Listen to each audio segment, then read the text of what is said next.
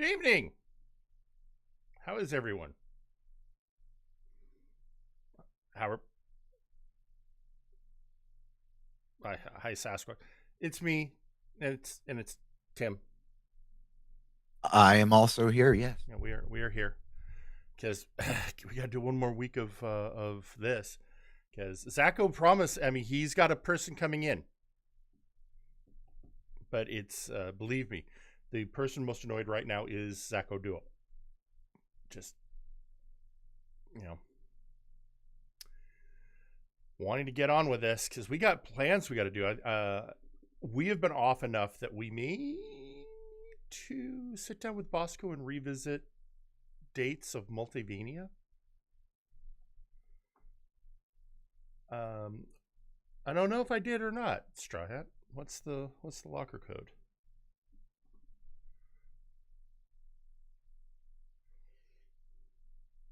Hang on, why is that not showing? There it is.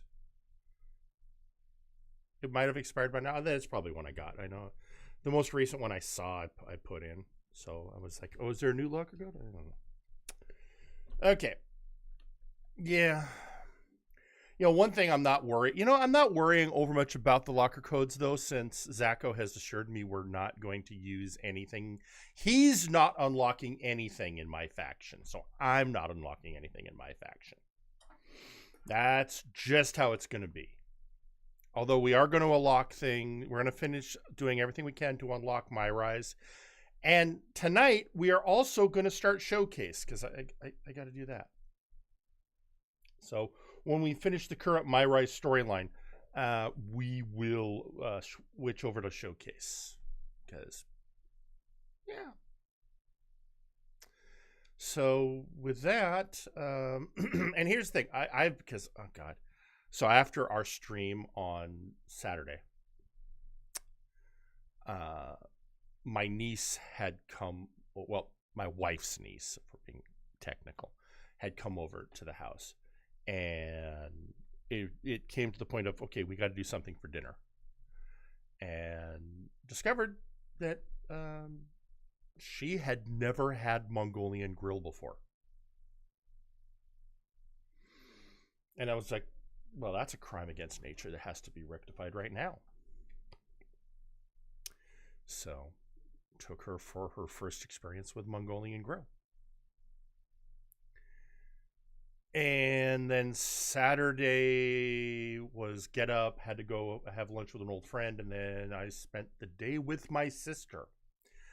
What I'm really trying to say is I haven't watched Breakdown. I mean, I've watched part of Breakdown. I had it on in the background at work today. But I haven't gotten to the main event yet. So, and it's not like I care about spoilers. It's Breakdown. That sounds terrible. I have to know these things to tell the show. And I do enjoy watching them. But, Bosco's a great storyteller. I haven't gotten there yet. Although I do like the bullshit he's doing with Lawson. That's cool. I'm assuming you haven't actually watched anything of it yet, Tim. No. Yeah, no, he's absolutely going the bad boss. Lawson is going full Vince McMahon. Gotcha. And between that and then the Uncle Dunk storyline, it's a fun time in MNW right now. So yeah, let's might as well get things started. Trying to think if there's anything else before we get the show on the road. Other than, I don't know why, I'm just gonna go. My algorithm will bring up wrestling stuff obviously all the time. And for some reason today it was bringing up videos of wrestlers telling stories about how strong Mark Henry is. So it's interesting. Have I been enjoying the promos? Yes, Rosso, very much so. Hey, Chibi. This is an out of character night. TBD. Sure, right. Okay. So, all right, let's get this story done. All right, we ended on Baron Blade. I love Baron Blade. Oh man. Baron Blade is just this. I don't know. He's a great character they created for the series, so I'm happy to see him here.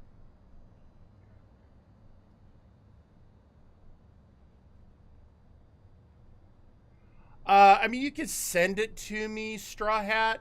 If it's a MW story thing, I'll still have to run it past Zacho. But you're right. It's, just send it to me, and I'm probably going to be talking to him on Thursday. So, yeah, we'll see. All right. What a night. What a takeover. Baron Blade, what are you doing here? Geneva let it slip what you had planned. No way was I going to miss it. Especially not when so many of your indie teammates have passed through BCW. In a way, you could say that BCW infiltrated Mutiny. You definitely could say that. You know, I actually used to train here at the PC. Really? I'm back. Yeah, Welcome before back. I founded BCW. Hardly anyone remembers that. Sometimes it feels like I was a whole different person. But enough about me. What about you and Mutiny? Your people versus theirs on SmackDown? Who you taking with you? So, correct me. Was Baron, because I know Baron was an earlier to 2K19 character. Was Baron 2K15, was he the player character though? Or was he like Cole Quinn, who damn straight I'm taking Cole Quinn?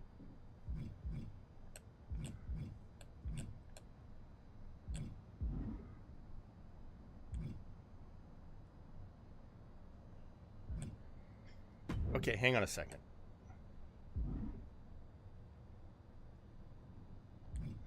Yes, because, okay.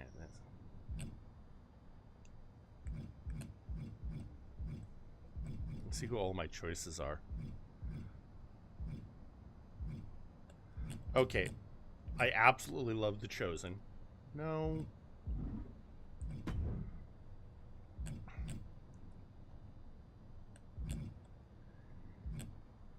And as much you know what, and I got to take, yes, I know I'm taking all guys, but I'm taking the characters I like. And I also love El Ordinario. I mean, they're not even hiding the fact it's just El Generico. He was the rival NPC? Okay. Just the way they were playing it up made it, because I was a whole different person back then. I don't know if maybe they're just talking about it as a different voice actor or what.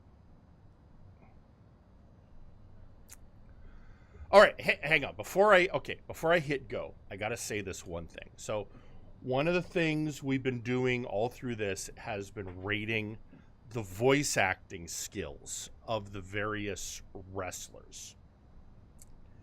And, who's trying, who just doesn't give a shit, all that stuff.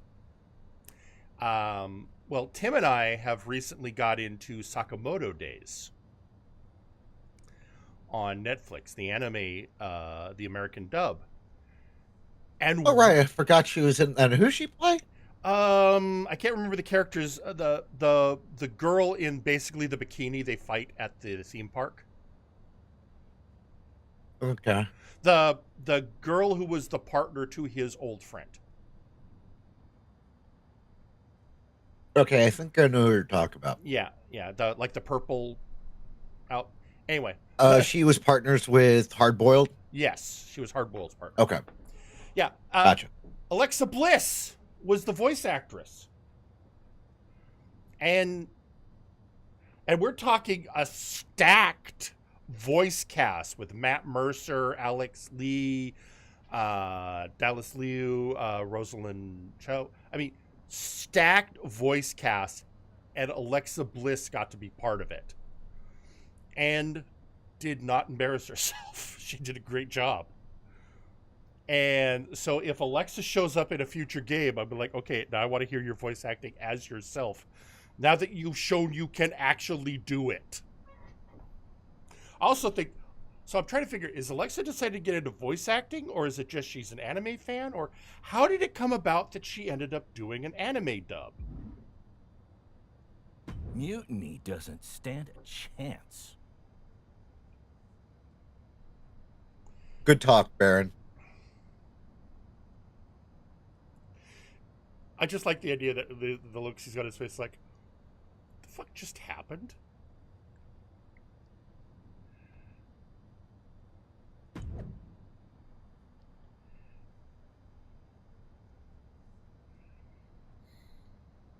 All right, so we're gonna go in. Well, yeah, she did voice work on 2K24, and I even remember her stuff on 24 being pretty good. But it's one thing to be doing a game where you're basically just playing yourself, versus she got a gig in a big deal anime with, again, an absolutely stacked cast of voice actors.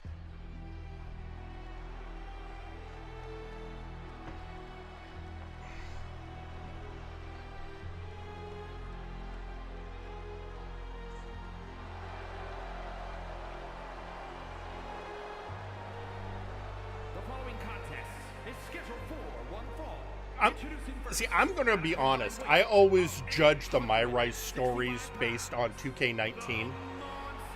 Because I thought that was a really good story.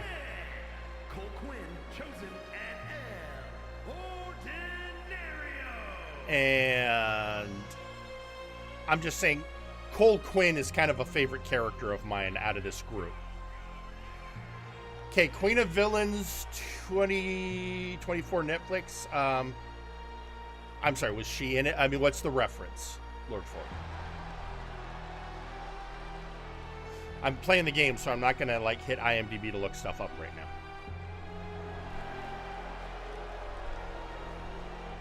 Oh, is that the Mildred Burke movie? And I know there are a bunch of female wrestlers that are in that. No, that's Queen of the Ring. Oh, okay.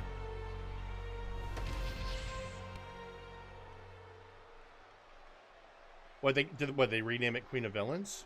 I thought it was Queen of the Ring.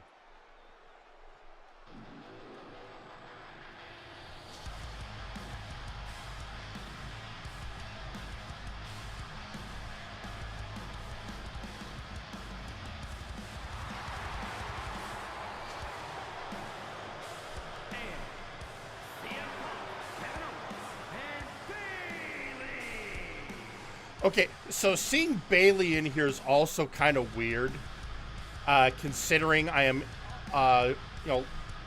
we've had now 2 episodes of Titan Takedown on Dropout. Seeing Bailey at her goofiest, doing the D&D game with Brennan Lee Mulligan, The New Day, and Chelsea Green. Which, by the way, Chelsea Green has taken to D&D like a duck to water.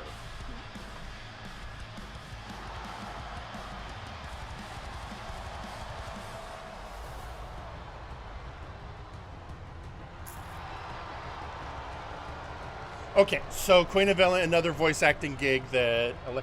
Hey, you know, Alexa getting into voice acting? I mean, why not? Especially just because she's getting into a field of acting where her looks aren't a factor. It seems like she's just a fan of anime. At least that's the impression I'm getting. Yeah.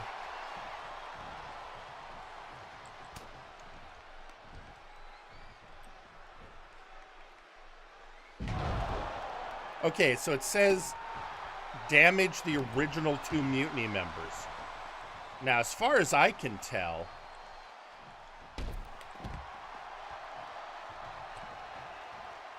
all right.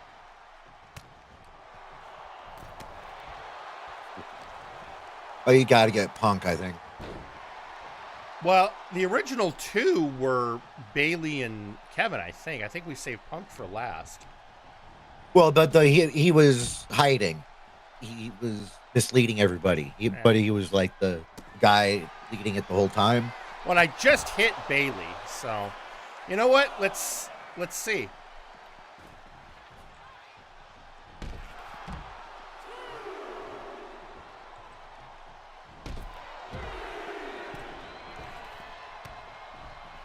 with any ally. Oh, with an ally, so I can't be the creation during this. That's fine. I can deal with that. They're very specific about. Oh, and Bob clarified it is Bailey and Kevin. All right. They're very particular about their wording, and I don't. Like there's some games where they'll do like the color coding in the text. They really should have done that with this because they're being very specific about their wording. All right, come on.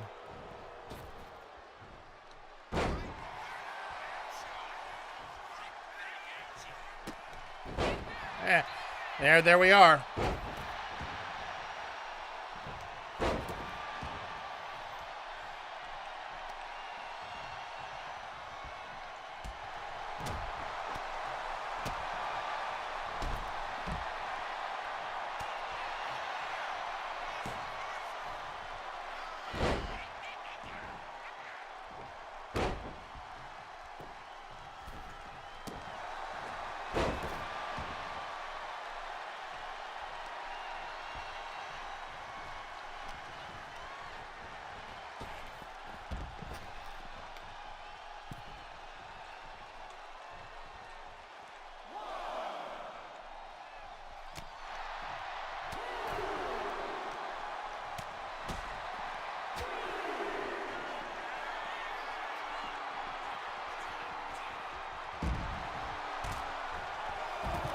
Oh, misfire.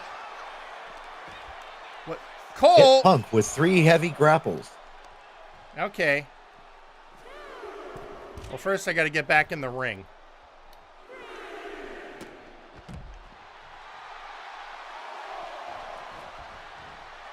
I got a great idea.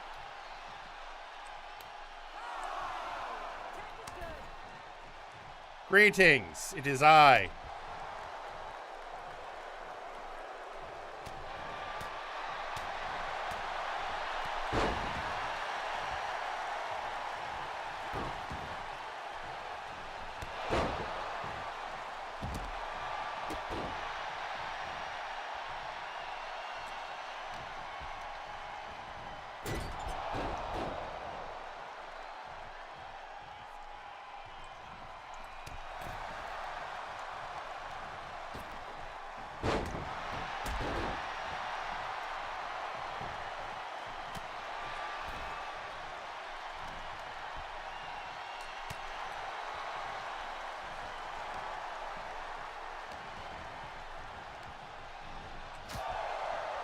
All right, Mariposa.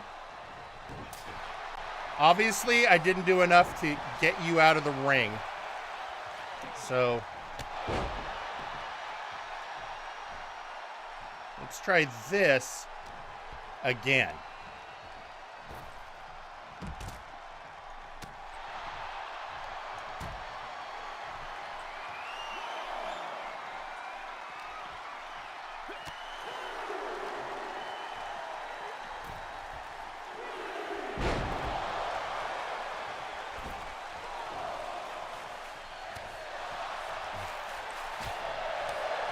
All right, fine. You know what? Fine. I tried to be clever about it. It's clearly not going to work.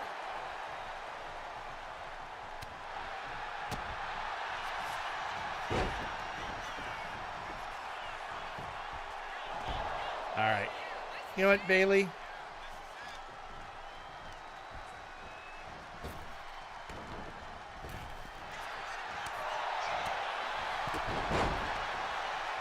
All right, you know what?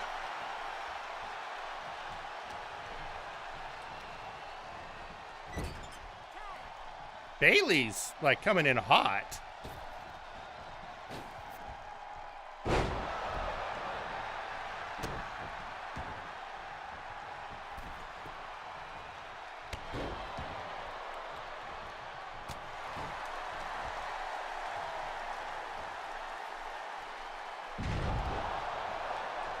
You know what, Kevin, get up here.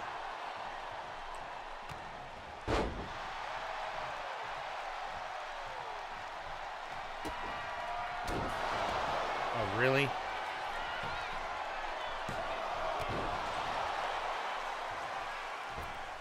Fine. Fine.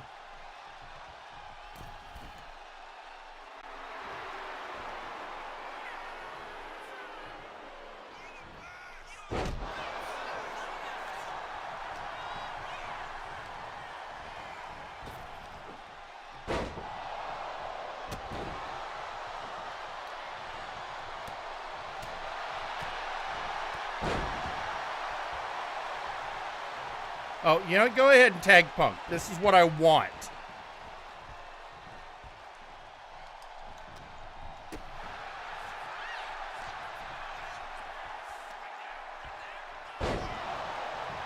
There we go.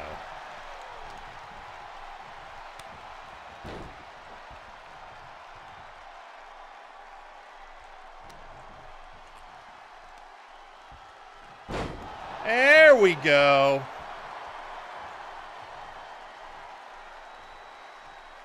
All right, hey, you know what, Punk? I got a great idea for you. You get out of the ring, and you get in the ring.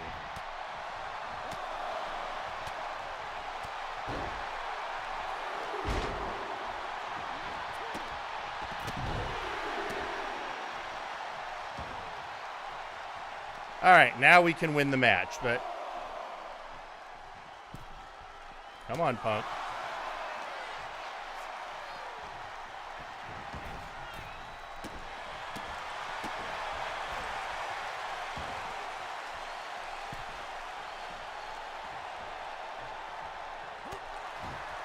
Guys.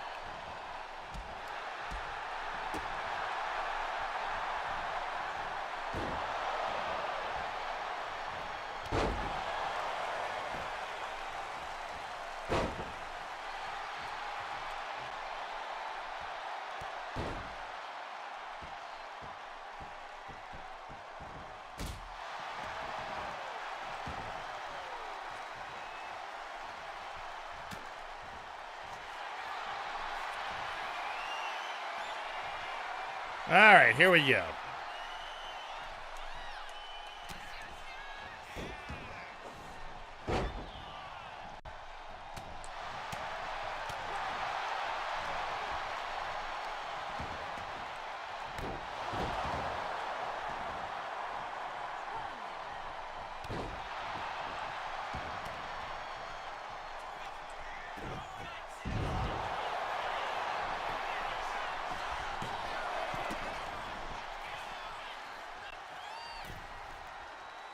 You know what? I think maybe I should bring in one of the other guys.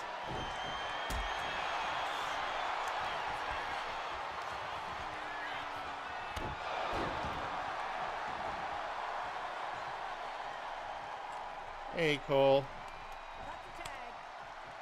Why don't you come in and... Ah.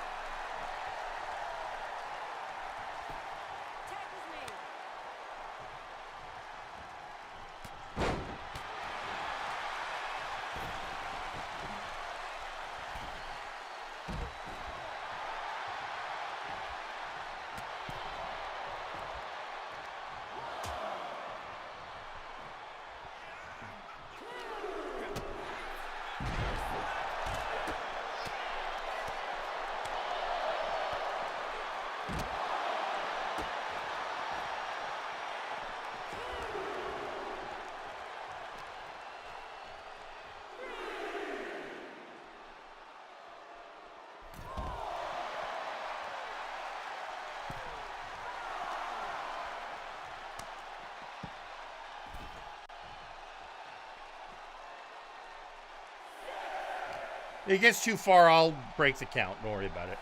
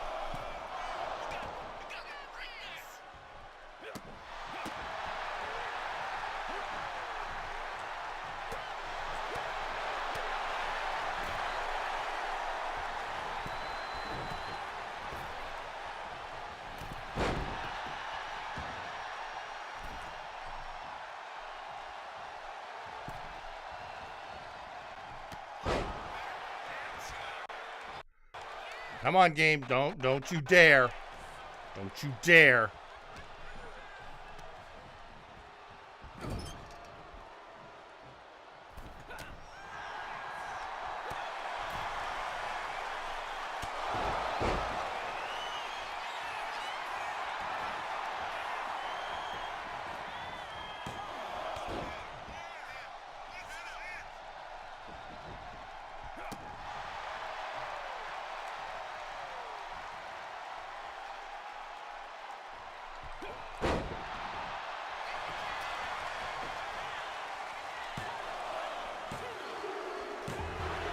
You know, I kind of feel okay giving Cole Quinn the win.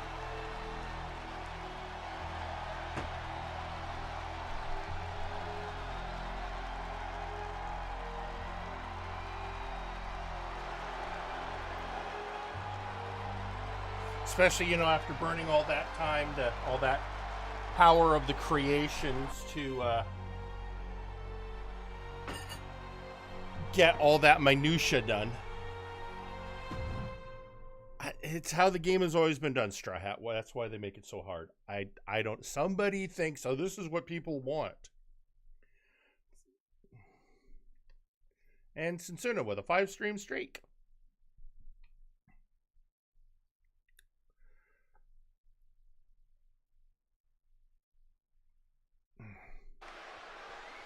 No! You don't get to just walk away. You told the world at Survivor Series just how disposable you think I am. So now, it's my turn. I used to think we had a real relationship that just didn't work out. But the whole time we dated, I made excuses for you when you were too scared to do the work.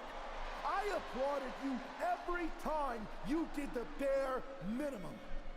We never made it because you got scared and bailed, just like at Survivor Series.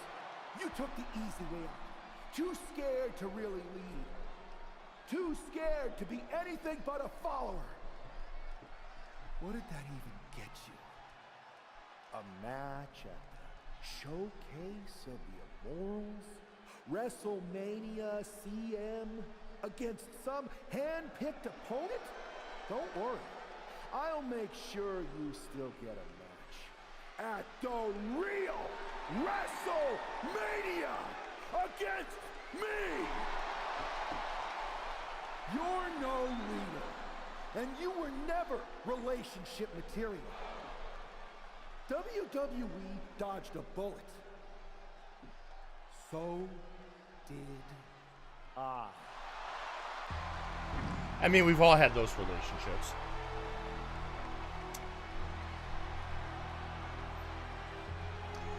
All right.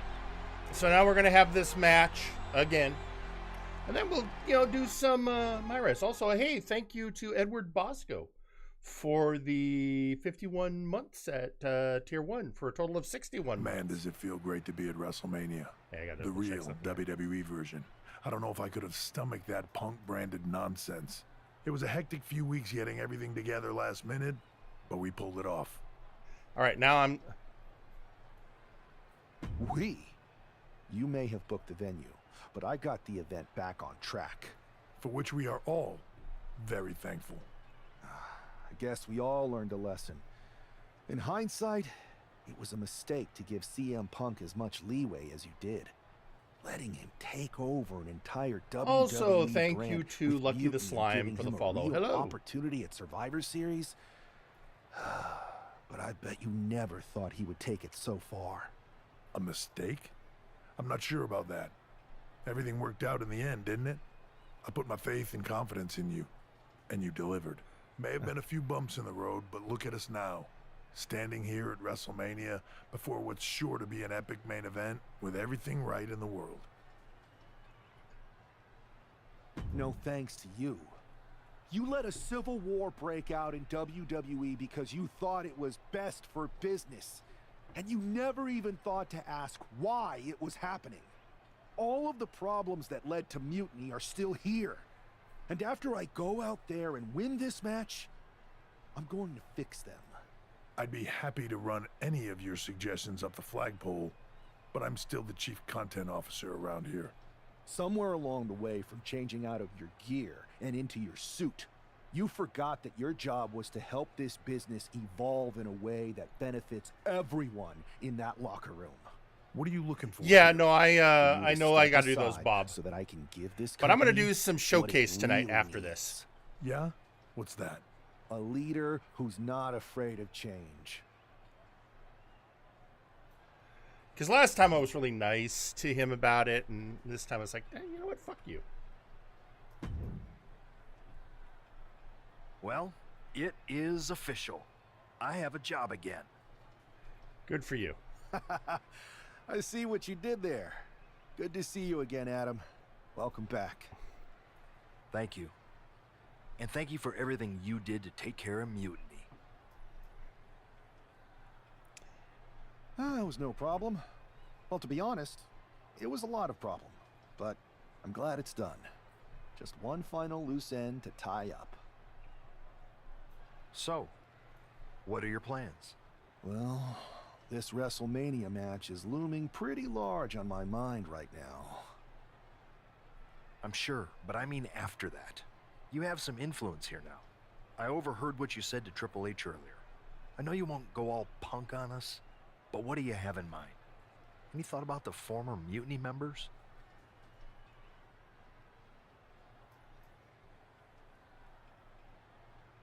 I believe in forgiveness. Some of them had valid grievances. Bringing them back into the fold and actually hearing their issues may be more fruitful for WWE in the long run. Any big changes you'd like to see tackled first? Punk's mutiny destroyed all our plans. But maybe that means there's an opportunity to tweak or reinvent some things.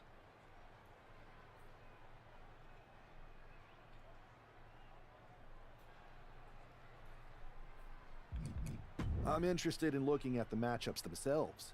I think I can help with the booking of the matches. You know I'd appreciate the help, and I think you might have a knack for it. But I've taken up enough of your time. Thanks, Adam. Don't need any more smoke blown up my ass. Okay, I need to step away for a second. So, just stare at this handsome visage. Plus, I'm curious if, with some updates, if I might be able to add some more of the old blemishes to him. But I'll think about that in a sec. Anyway, I'll be right back. Don't just take me a minute.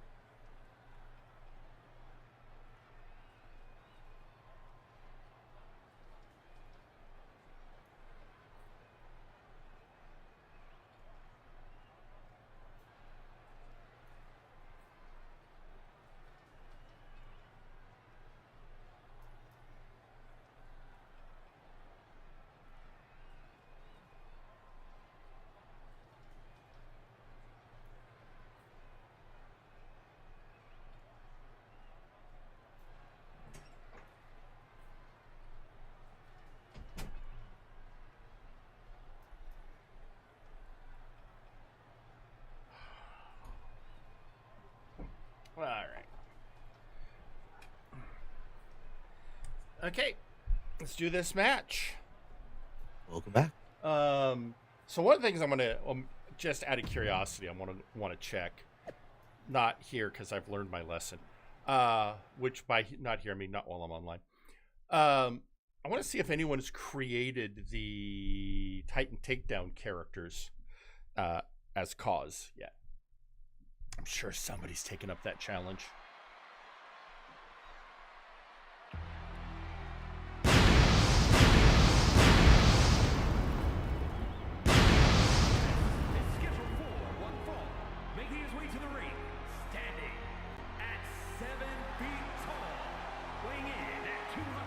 So I find it interesting the last couple of years, last year, Aberration being champion, because it was all the story was about.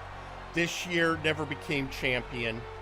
Because usually, as part of a My Rise story, you become the champ.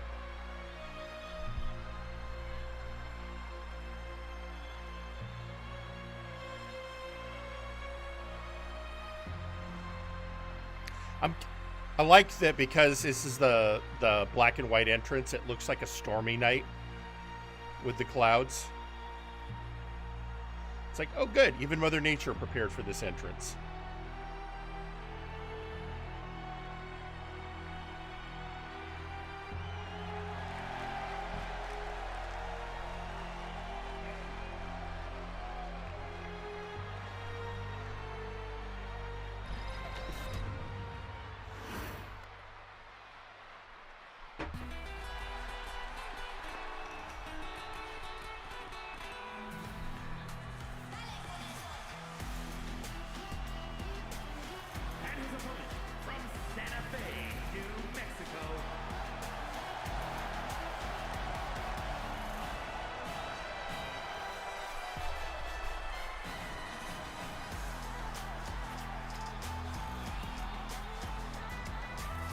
All right, let's get on to this matchup.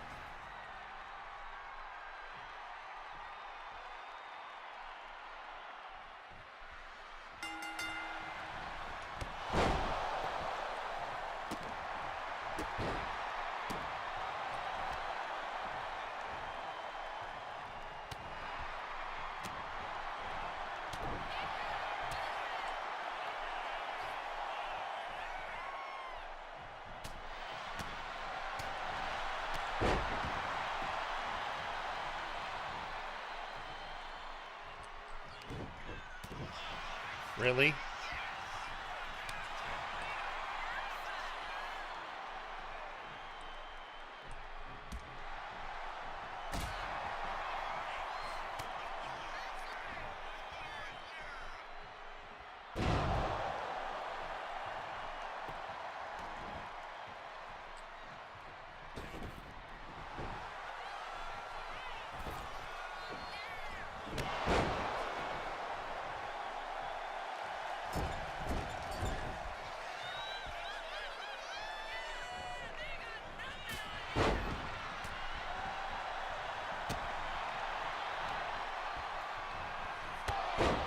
Okay, what kind of taunt am I giving her?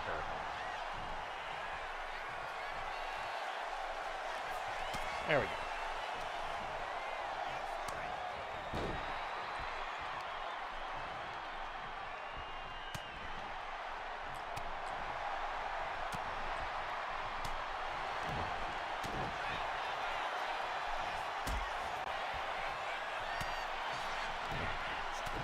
Wow, she's doing really good at her reversals.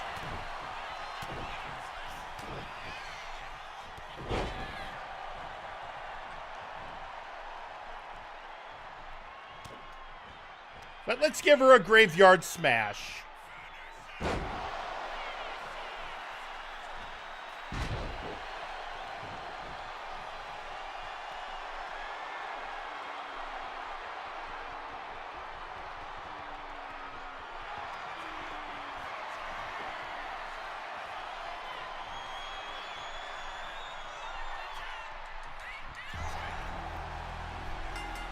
And we're done.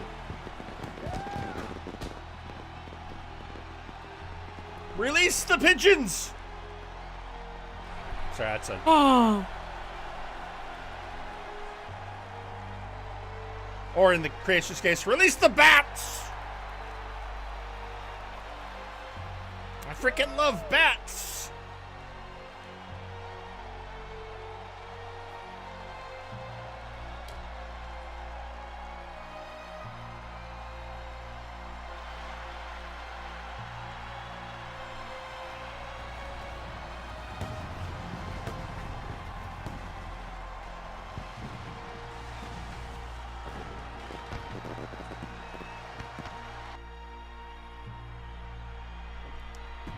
All right, now I know I said we're going to do showcase, and we are, but I gotta think. Okay,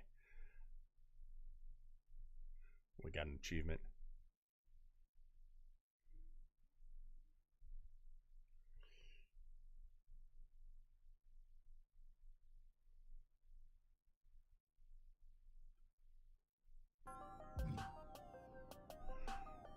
Troy.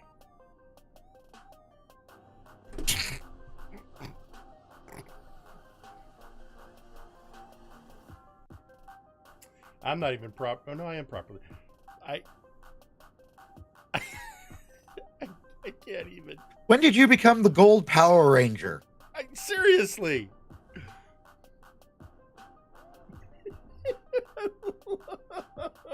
Oh boy. It is a little short, Morris, but it has this. You have to unlock everything. You actually have to play through it 4 times, and each time there are choices you make that are a different path. We had matches in our second playthrough that did not happen in the first, and matches that did happen in the first that didn't happen in the second, depending on what personalities you give the characters. But now that we've completed our second playthrough, we're going in. You're back again. I think all this timeline bending makes my brain a bit foggy. It might feel like we never had this chat next time we meet. What are you wearing? I am an interdimensional transcendental being. What am I supposed to wear? Jean shorts and a t-shirt? Anyway, what do you think?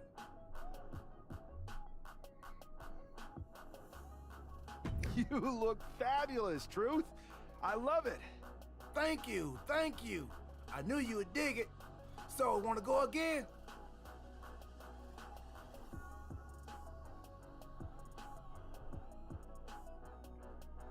Let's see. Now, if only he had a third outfit after this. He might. There's got to be 4 playthroughs, and next one's going to give me the. Not yet. Okay, no rush. The time stream isn't running off. It loops around like a lazy river, so take as much time as you need.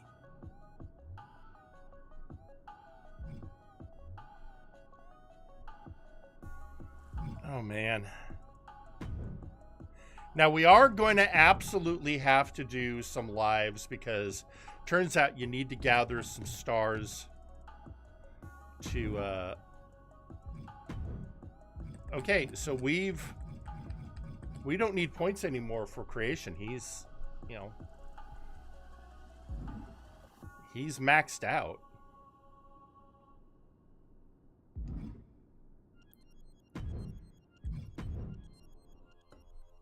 So let's okay, you say that stuff about Vegeta, but remember, New Day has worn a lot of cosplay. There are definitely pictures of all 3 New Day as Saiyans. There was a recent photo of Xavier and Kofi in ring gear that looked like the white and green Power Rangers.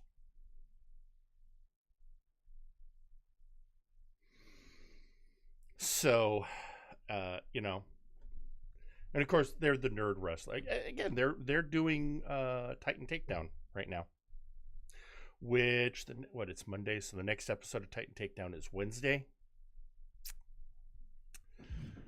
Okay, we're gonna do show, guys. I want you to brace yourselves. You know what this is reminding me of, because this is gonna be about the bloodline. And I just mentioned Power Rangers. So there was this TV show called Young Rock, which was telling stories about various stages of The Rock's life. And because it's his damn family, a lot of the Samoan wrestlers were represented. And so I just want to point out that Afa of the Wild Samoans, I cannot remember the actor's name right now off the top of my head, but he played several characters in various seasons of Power Rangers when they were doing the Power Ranger shows was it New Zealand or Australia? Anyway, down under. The Down Under years of Power Rangers. He did SPD. He did Mystic Force. Just pointing out that there was a Power Ranger connection.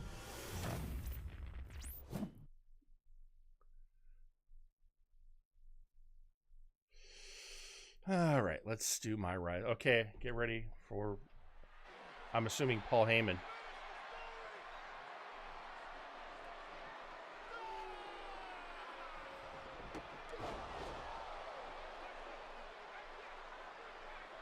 Ow.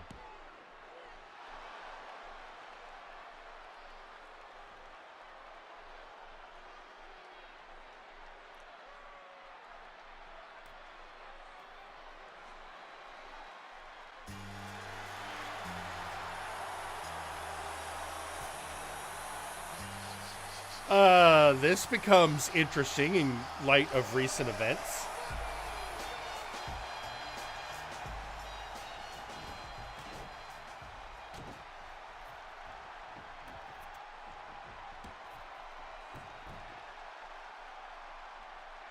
Okay.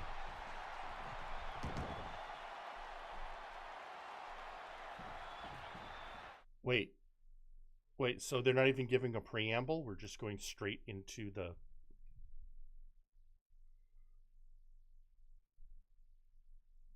okay.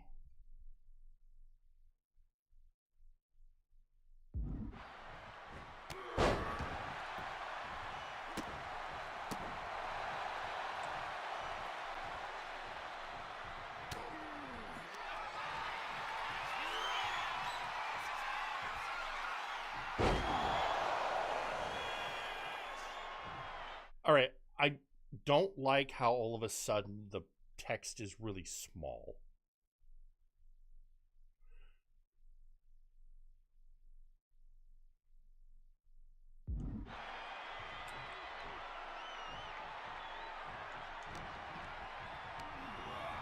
But no.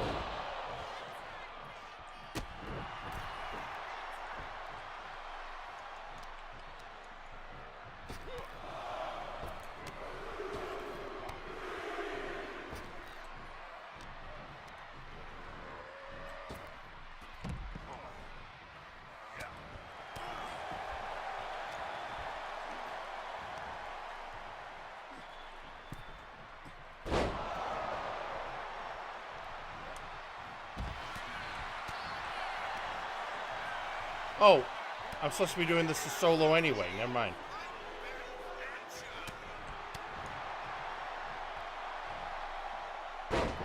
All right, Solo. Nope. Oh, fair. You know what? Thank you, Solo. I need to get you out.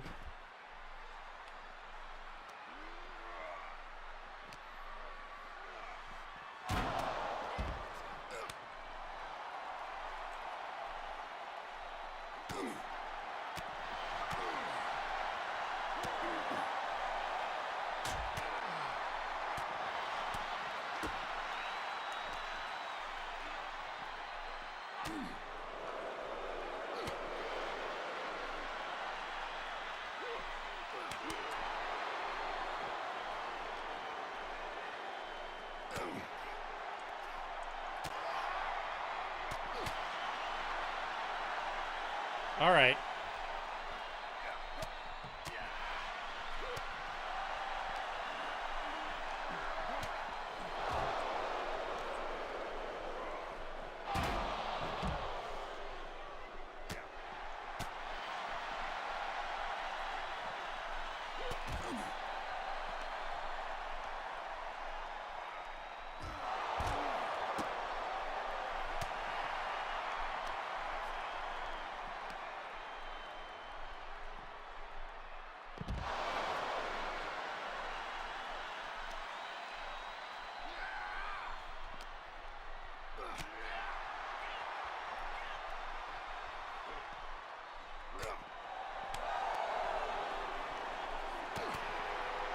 I got a great idea here.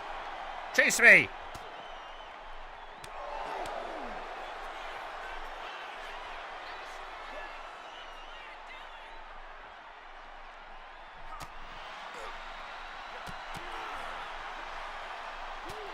I want to point out something. The controls feel really weird right now.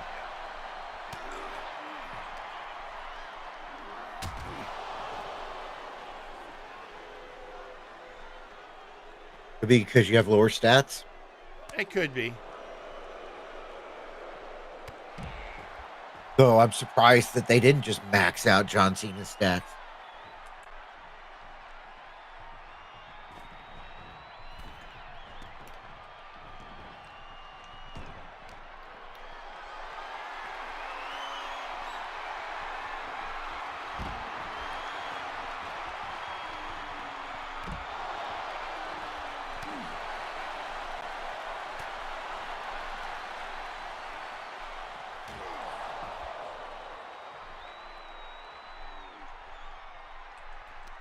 What? No, him.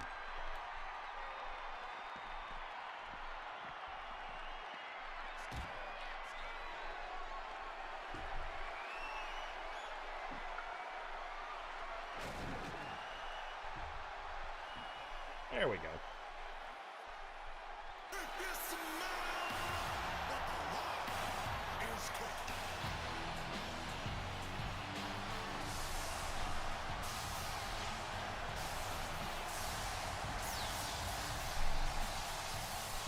Again, all feels really weird right now in light of recent events.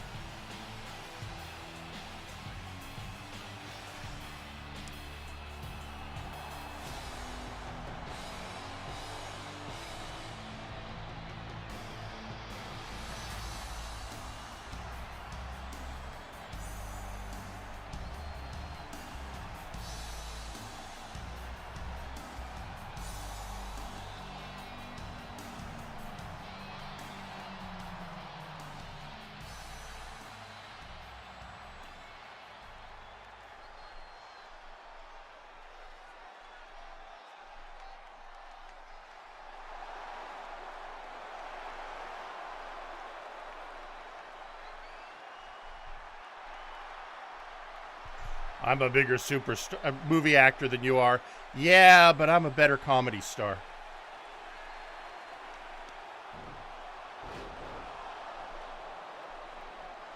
And I'm assuming people have already seen some of the advertisements for Peacemaker Season 2.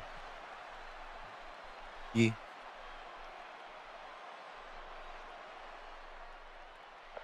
All right.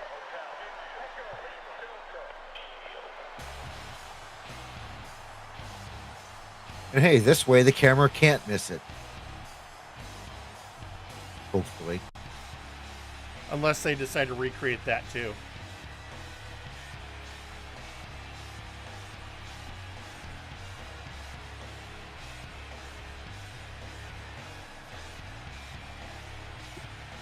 Yeah, I wouldn't put anything past them at times. Nope.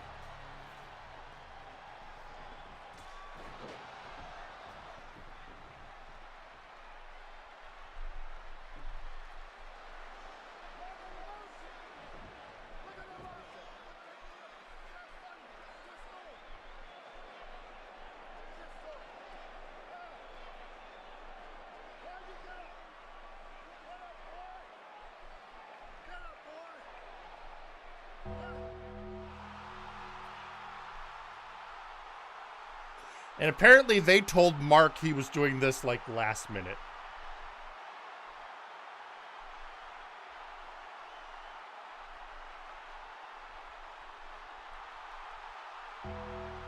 Which is why he's dressed like that. He didn't have his outfit with him.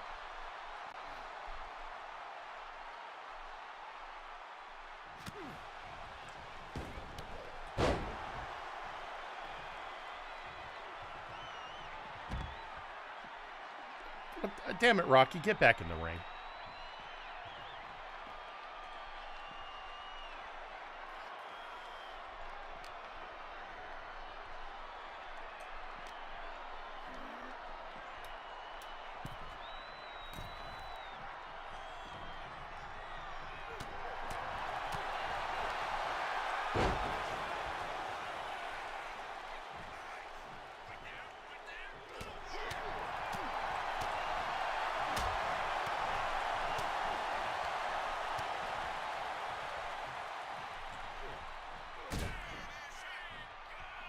Well, that wasn't what I wanted.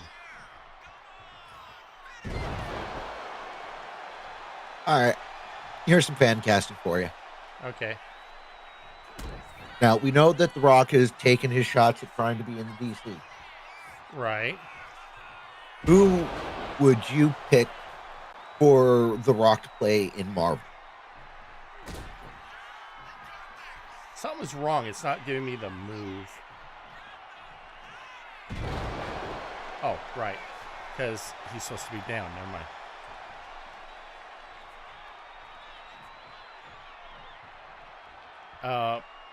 Who would I pick for The Rock to be in Marvel? In the MCU, yeah. Gladiator. Okay.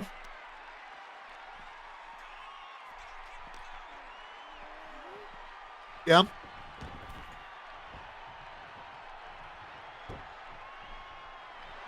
Straw Hat Gladiator, he's the main bodyguard of the Shi'ar Empire. Big, giant dude with red outfit and a cape and a mohawk. Powers based on how confident he is. Yeah. Or how... Is it his confidence? It has to do with his mental state. They're actually psionic in nature. So, Beta Ray Bill? Sure. Okay. yeah. Beta Ray Bill, but with Gladiator, you actually get to see The Rock's face.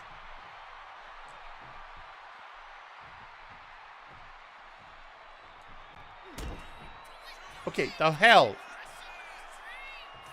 It keeps picking the slam. It says, okay, hang on, let me check this again. With a signature stored, approach a standing opponent and press. Okay. Let's try this again.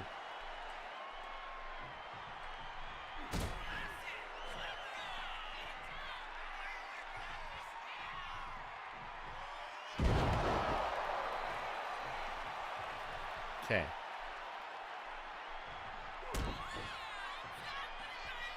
You doing X? Yeah, I am doing X. Okay.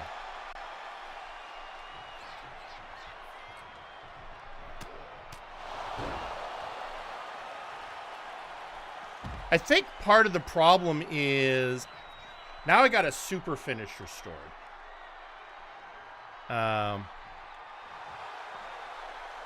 Yeah.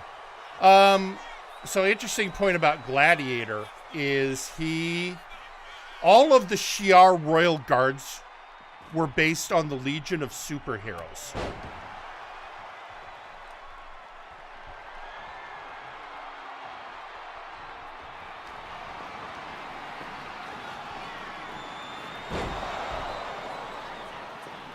Okay, would you... Okay, it's getting to annoy me. It won't burn off the finishers. Oh, finally! Anyway, Gladiator was based on Mon-El.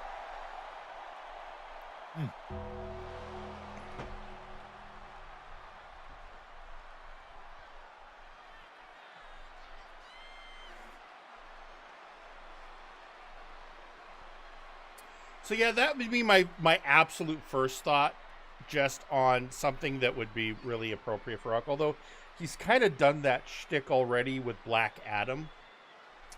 Right. So who else? You know, maybe one of the other. Okay, let's see what Roman. Holy Tripper.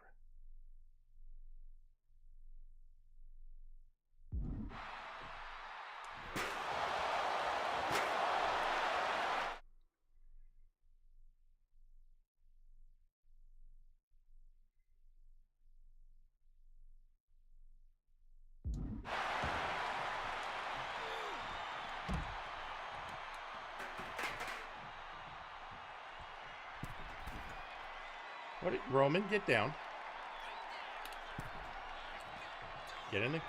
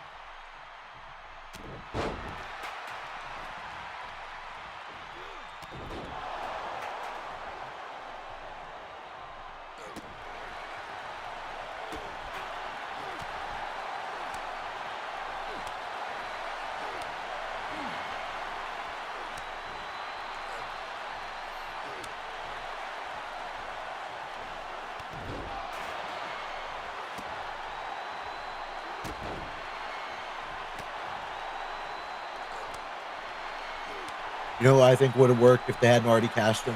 What? Wonder Man. Yeah.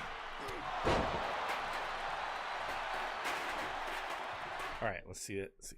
With finisher stored, an opponent on the ground, walk to any corner and press right.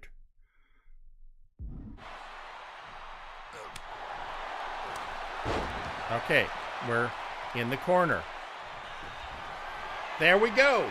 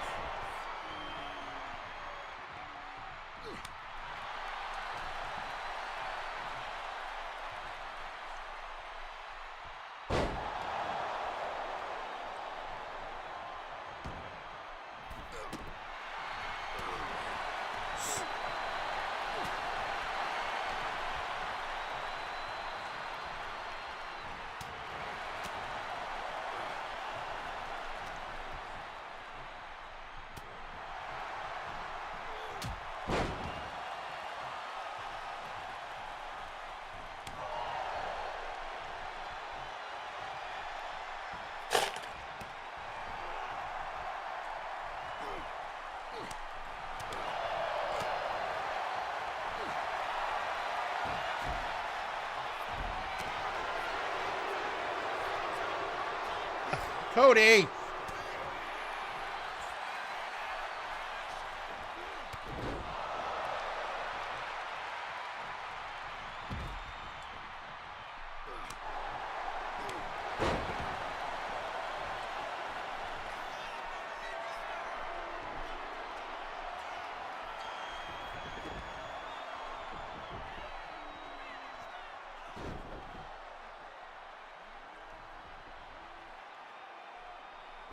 I'm still trying to think of who else would be a good character for the Rock.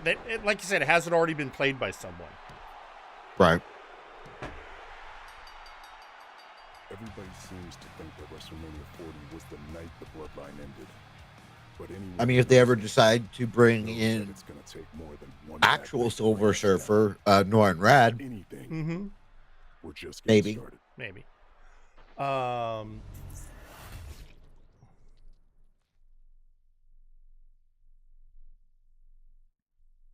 Ladies and gentlemen, my name Oh, now is here we go.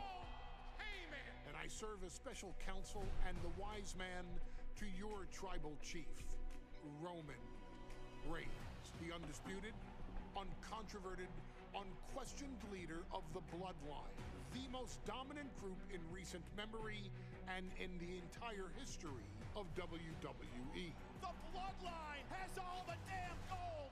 For nearly 40 years, I have worked for, along How about Ares? and even employed the absolute greatest. I mean, if they bring in the Greek pantheon, sure. I mean, they did kind of with Love and Thunder, and they did cast Hercules, so yeah, he would make a good Ares.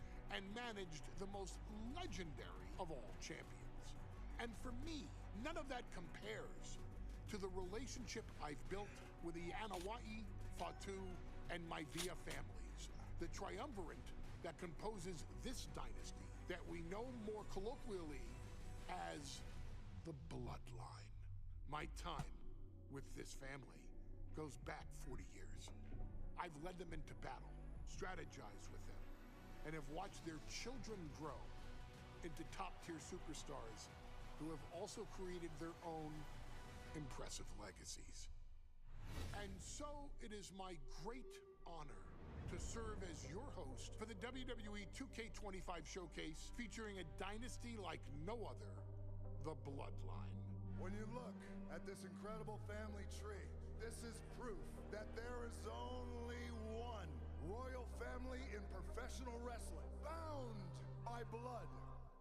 A blood bond forged between High Chief Peter Maivia and Amatua Anai Anawai, the father of Afa and Sika, the wild Samoans, created a force that has dominated professional wrestling for over 5 decades. An elite collection boasting names like the wild Samoans, Afa and Sika, as well as The Rock, Rikishi, Umaga, Yokozuna, Nia Jax, Jimmy and Jey Uso, Solo Sikoa, Jacob Fatu, and of course, your tribal chief, Roman Reigns.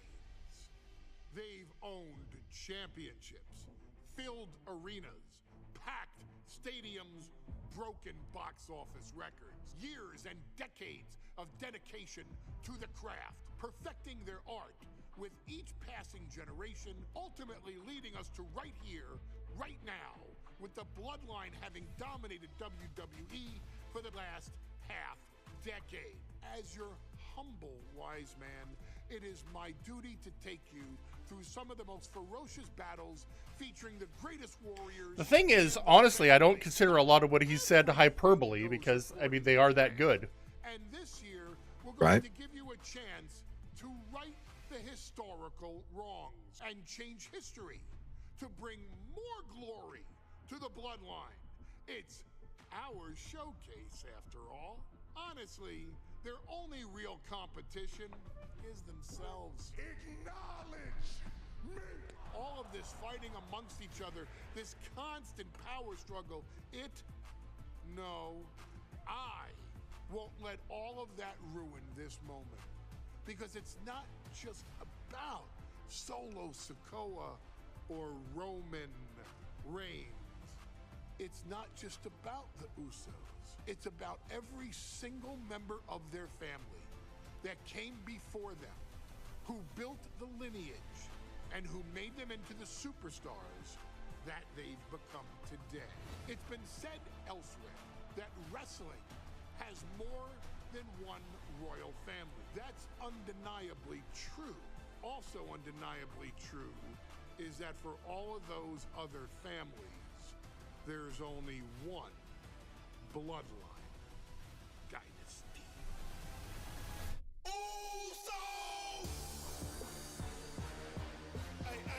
All right.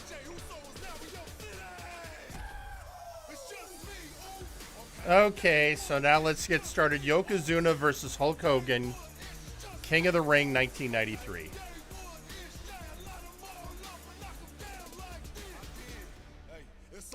Now let's appreciate for a moment that this whole gimmick even works, because a lot of people back in the 90s, the 80s and 90s couldn't tell the difference between a Samoan and somebody from Japan.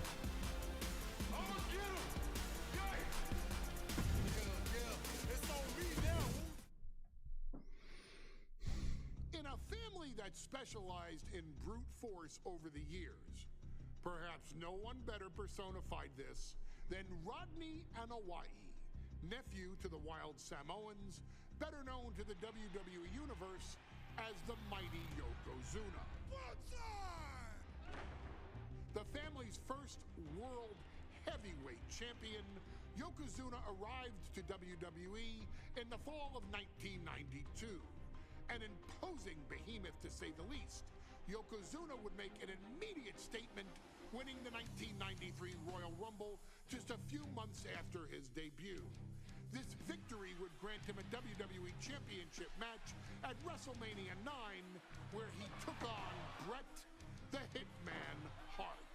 This meteoric rise to the top was only a hint of the dominance Yokozuna would have on WWE for the next year. Oh, I expect to do a lot of this offline, Bob, because I consider playing the showcase the equivalent of eating my vegetables. And Hulk Hogan. Yokozuna is my middle name. I'm named after my uncle. I carry it with like so much pride and weight on my shoulders, just because of like what he's done for this business and like who he is as a person too. It's a cool middle name to have, man. I represent it with the pride, man, that I have. Hopefully, man, I'm making him proud by doing it. The manner in which Yokozuna melded incredible size with unspeakable agility shocked the WWE Universe, who to that point were used to their monsters hitting hard but moving slow. Yokozuna broke the mold, punishing opponents with super kicks, uranagis, leg drops, and of course, his devastating banzai drop. A maneuver so effective that once it had connected, nobody kicked out of it. Nobody. Rodney was a very unique talent. I think the way he was able to handle all the pressure, it was kind of parallel to how he was in the ring. For someone to be so big and to be so nimble, you just don't see that very often. Rodney was one of those first solo guys, singles competitor guys that was able to go out there and really just make waves, make a big splash. I mean, pun intended, I guess.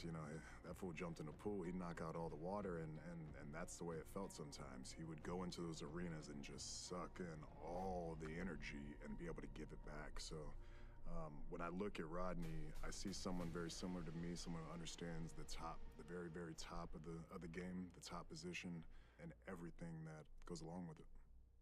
In a career filled with See, that last picture, you can definitely tell he and Roman are related. nothing stands out more than when Yokozuna faced and defeated the so-called immortal Hulk Hogan at the first King of the Ring event in 1993.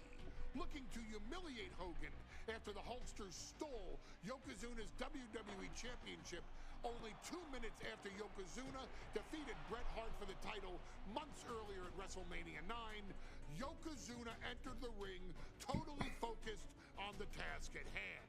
And on that night, he not only got... Can we some year have a My Rise where the entire, or a showcase, where the entire showcase is beat up Hulk Hogan?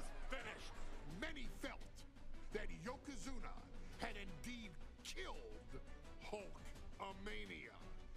Now you get to possess the power of the mighty Yokozuna and deal out punishment to Hulk Hogan to walk out of the King of the Ring, a two-time WWE champion. Showcase the ability and the agility that made Yokozuna a Hall of Fame performer and take Hulkamania down. Banzai. I love Paul Heyman.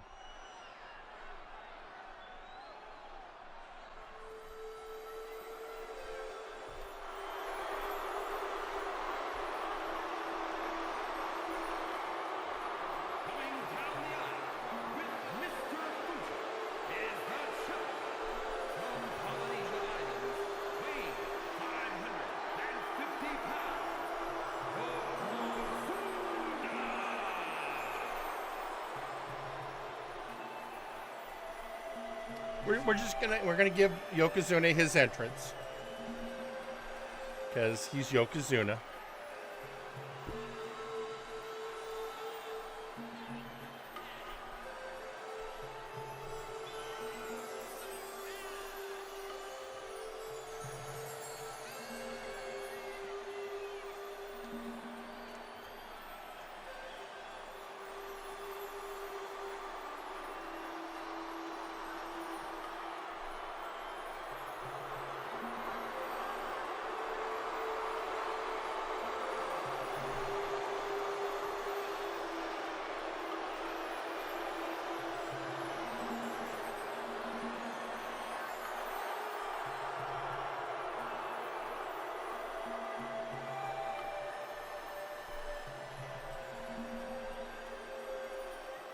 As always, I hear an entrance and I think, who in M&W could benefit?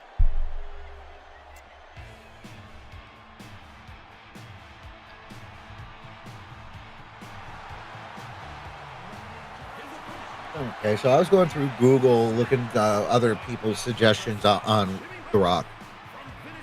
Yeah. And there's one in particular that I had noticed that we didn't bring up. Well, two.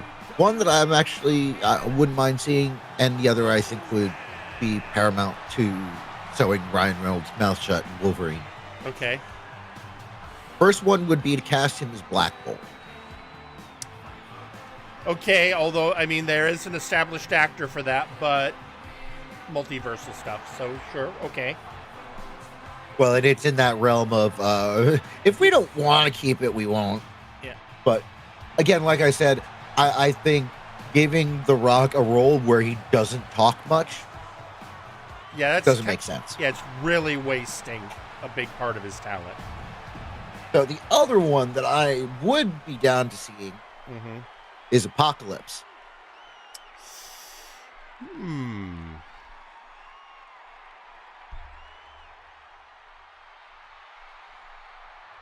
I could be down for that. Now, all right, hear me out if we're going to go villains. Okay. And this villains did appear on Agents of S.H.I.E.L.D., but I think that's been decanonized. I never know. It feels like it's kind of pick and choose. But I think I know where you're going. Absorbing Man? Yep. Yep. All right. Crusher Creel. Look to wear Hogan down, lift Hogan up to a carry position, which is, of course, grab and then right trigger. All right. So we've got two things, and one is just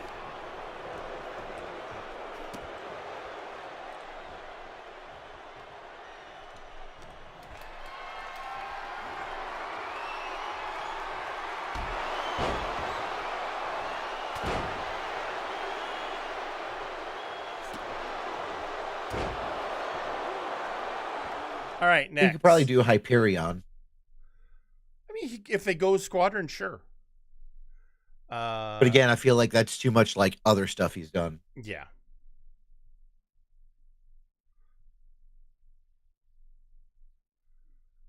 All right, so we got to hit Hogan with 3 heavy attacks from any angle, and then get him in a corner and do 2 heavy attacks in 30 seconds. And it's a timed event, so we got to get onto that one. Damn it, ref!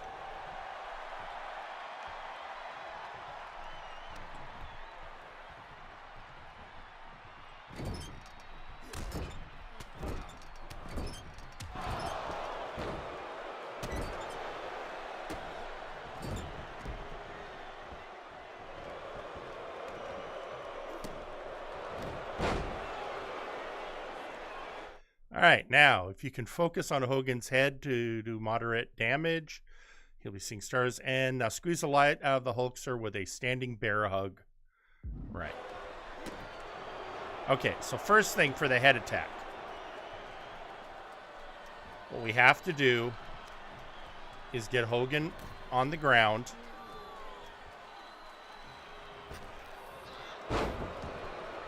Then we're going to grab his head.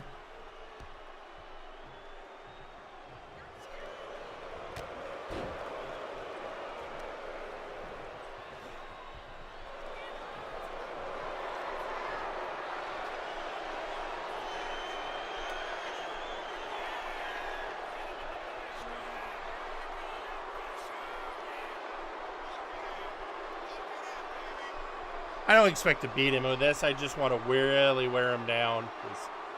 Okay, so belly-to-belly suplex in the ring, which is A from front grab. All right.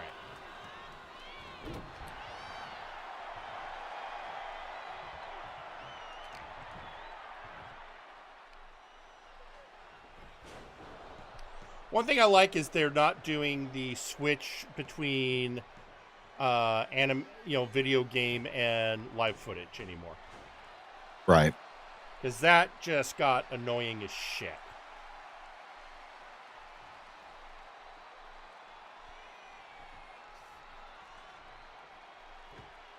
Now we're doing the Hulk up.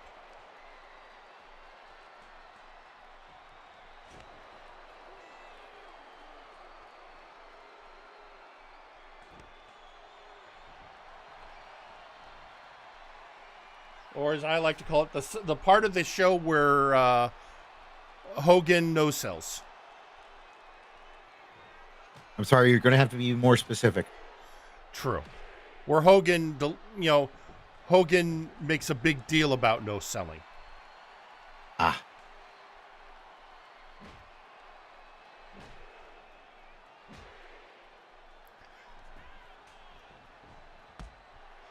And this is Yokozuna going, you call that no-selling?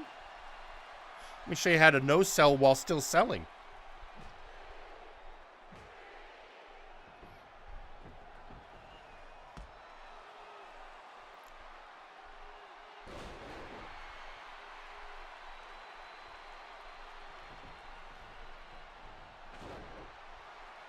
You know, the weird thing about this, of course, is this is back in the day when Hogan was the face, and so everyone's booing Yokozuna.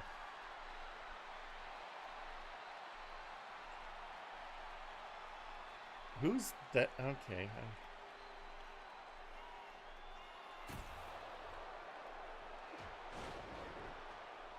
Yes.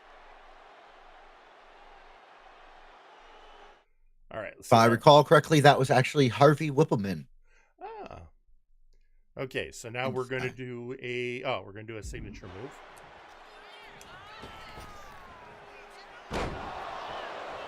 That was not our signature move.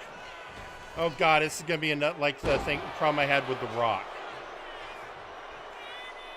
Okay. Okay, head of a ground.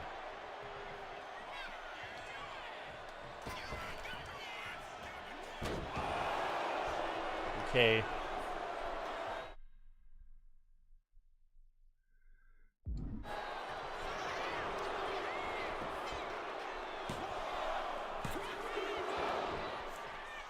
Now it's time for let the beatings now commence. You know what? Let's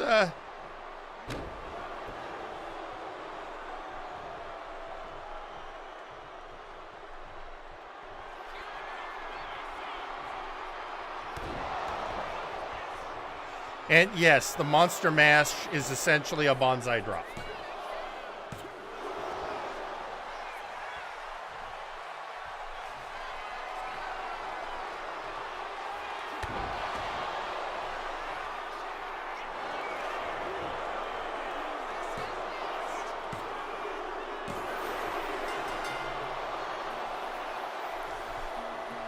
We got through the first one. And the crowd goes mild.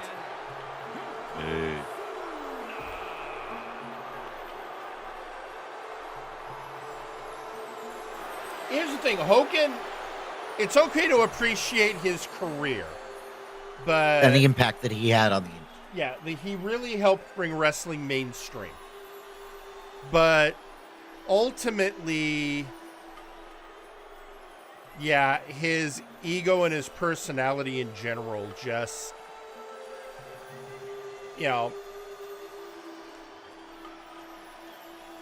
he was never a well-loved person backstage. And once he left WWE for WCW and then into other promotions, his presence always became a toxic influence. TNA. Boy, yeah. So let's appreciate also, we've unlocked some good things. I mean, yeah, we unlocked a bunch of Hogan, but we also unlocked Yokozuna and Mr. Fuji. So, and Jimmy. All right. So we're going to move on, but before we do that, and the reason I'm not exiting this and moving on to the next thing is we've been streaming for an hour and a half, and as is traditional, I like to encourage taking a break at the hour and a half mark. So we're going to take a break, and then we come back, we'll do more showcase, and we can talk more about wrestling. So I'm going to play MNW commercial break number 1. See y'all in 5. Feel the warm, milky, healing, Jesus-powered goodness that is Lactatanks. Step inside or be thrown in forcibly by registered Anon after you've gotten the shit beaten out of you by multiple people in one wrestling match. We swear nobody has ever died in a Lactatank. What is the Lacta made of in the Lactatank? We have no fucking clue, but we enjoy it anyways, and you will too. Lactatanks, come feel our warm, creamy, healing Jesus goodness. Multiverse, Nexus Wrestling's Warzone, Flashbang, and Fiery Line are all proudly sponsored by Enraptured Beauty. Our products, rather than using unnatural and harmful chemicals, revitalize your skin by boosting the natural elements already present and enhance your natural beauty so you too can love your best self. It's morning in Multiverse, and rest of day looms, looking to break the weary like monster breaking human twig in a wrestling ring. But there is remedy. Squash roast coffee, made from finest naturally grown beans for best wake-up energy. That's because every bean have 10 beans within. That'll be 10 times more big energy than competing brand. More than enough big squash energy to power through day. Squash roast coffee. It's big cup of good stuff. Now available in decaf, or when there is need to come down from blood rage. When you want the most detailed and violent-looking pictures of battlegrounds, look for Perfect Snap Photography. We do bar fights, wars, underground wrestling, and weddings. My wedding dress, you fat harlot! Remember, Perfect Snap Photography. It'll be bloody perfect in a snap. You too can now wage war against the flabby wrestlers of MNW with your own exclusive Zacko action figure. It comes with trios tag belt accessories and nut-kicking action. Pull the cord to hear Zacko's famous quotes. Get that microphone away from me before I shot up your... The Zacko Duo action figure, sold separately. Whether you're working at home or giving your opponent work, we here at Lowe's are there for you. We're here with our sturdy tables and ladders that cease to exist if broken in half. We're here with rings that can stand up to even the most grueling of hoss fights. And when a locker room door is inevitably smashed by an angry lion woman, or a fiery undead leaves burn marks all over your paint, Lowe's will be there with a little elbow grease, a substandard 2x4, and a 6-figure bill. Don't believe me? Listen to these satisfied customers. You know, I like Lowe's because they have tables that I can put pizza on because everyone else keeps breaking the goddamn tables. This is Raphael Sampson here to remind you that Lowe's brand lumber is subpar at best. You deserve better. And trust me, I would know. I worship a carpenter. Sometimes when executing wrestling justice, I've had to break down a few barriers and a few walls. Oh, fucking damn it, Max, my wall! Thank goodness I shop at Lowe's so I can get the best deal on replacing and fixing all the walls I break. Lowe's. Do it subpar for more. Why? And now, a message from the brass.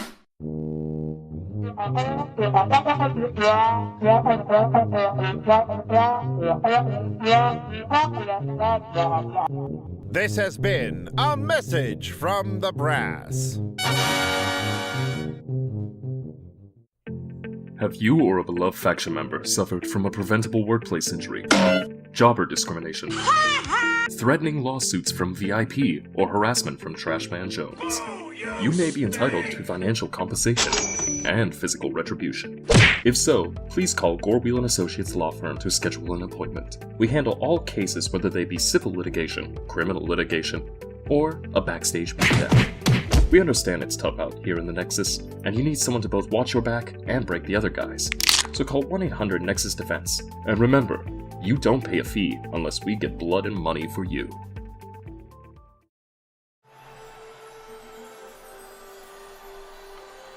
And we're back. And I found out during the break that my wife has been baking chocolate chip cookies.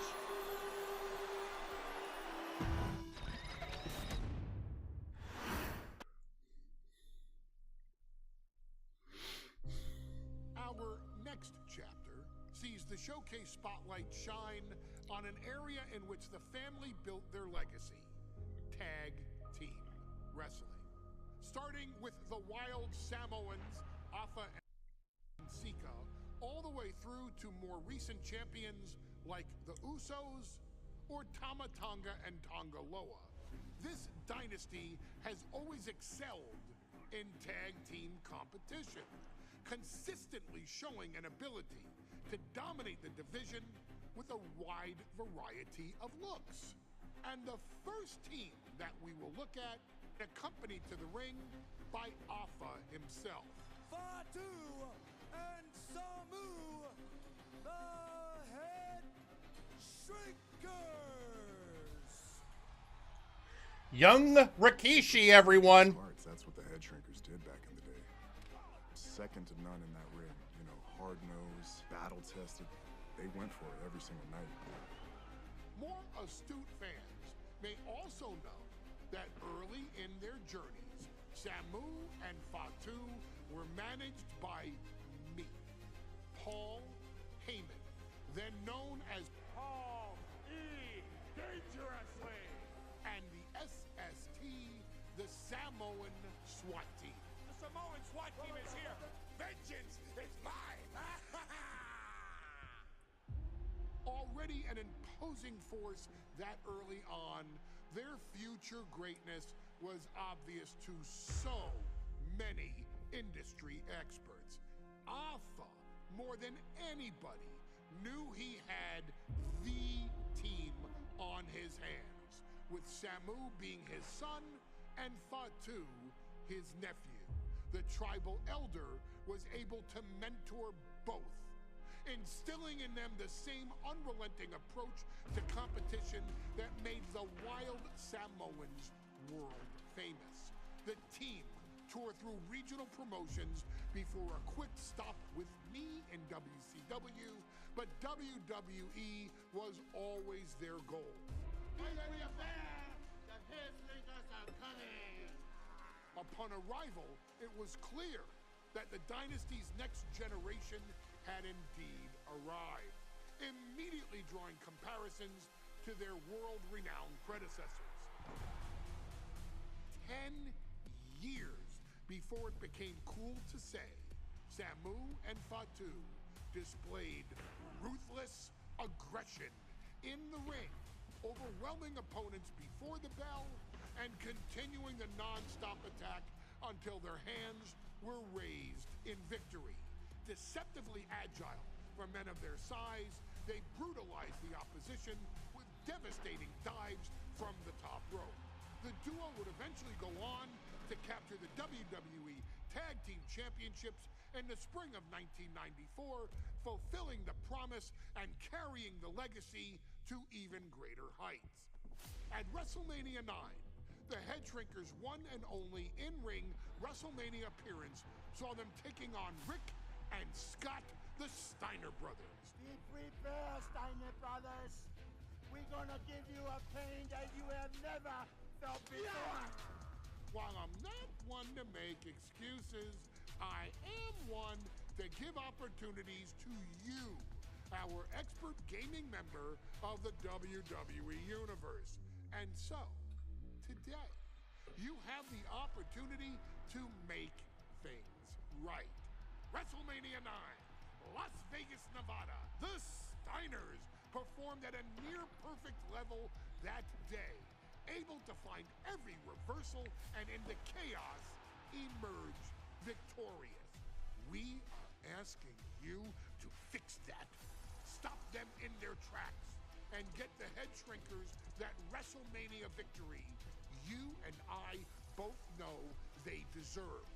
But if you're not careful, you're going to find yourself reliving the very same memories that have haunted Samu and Fatu for years. Steiner lines, suplexes, Frankensteiners that will all bring your evening to a vicious, miserable end.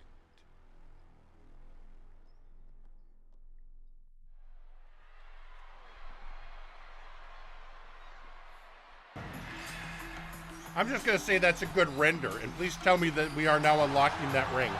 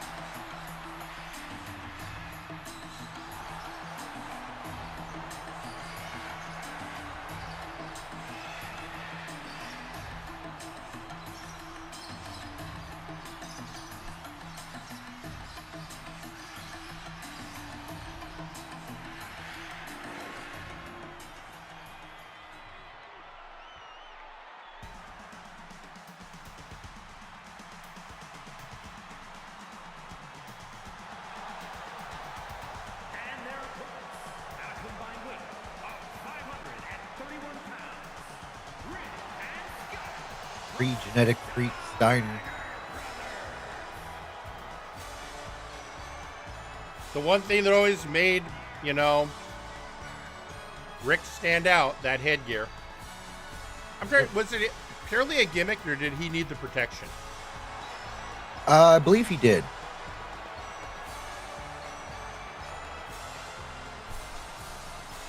I mean, I wrestled in middle school, and they had us wear those things.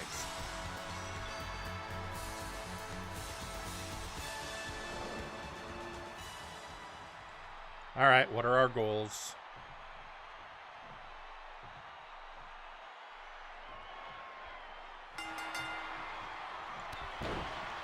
All right, first goal.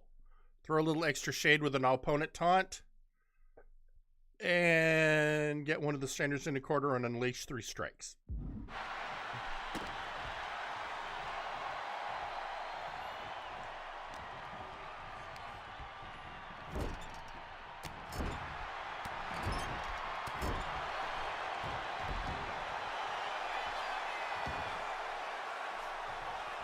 Okay, hang on. This is a timed one. Now turn up the pace and look to connect with 2 light combos in the next 30 seconds.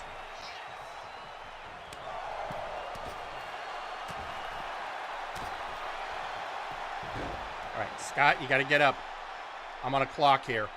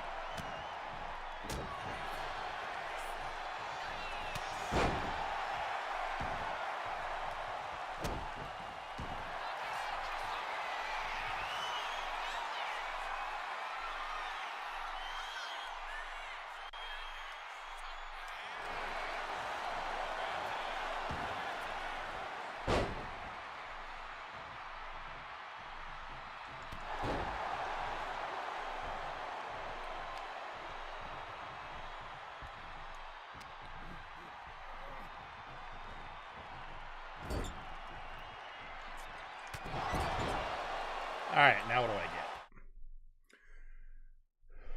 Okay, Fatu with Rick. Use an Irish whip to send Rick into the ropes to set up a huge rebound attack. Okay.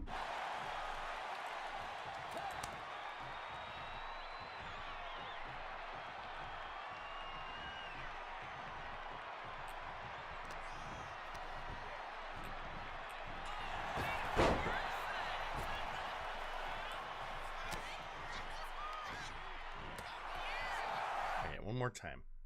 Grab your opponent by pressing. Okay. That's just Irish whip instruction. Okay, one more time, Rick. You're gonna get up.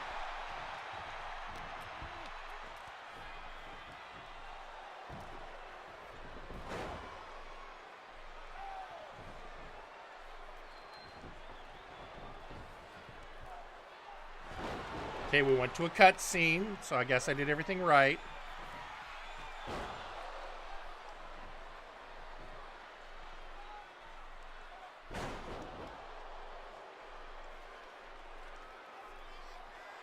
All right.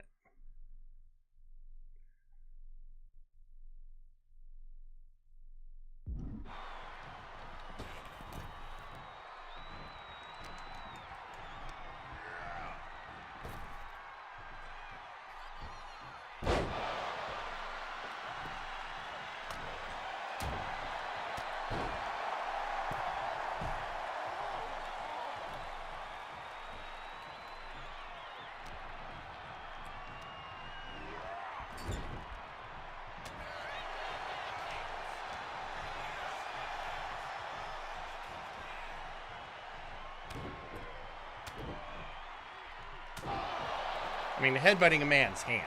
Come on.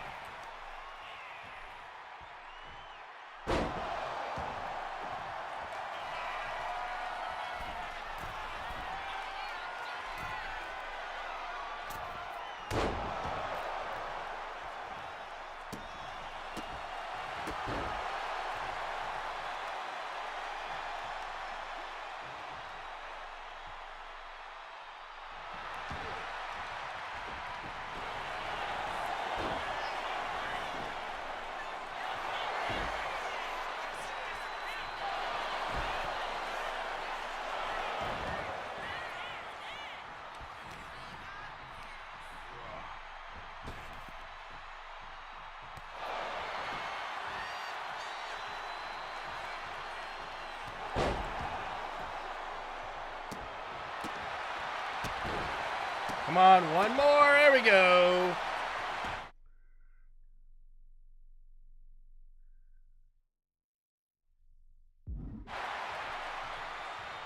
What?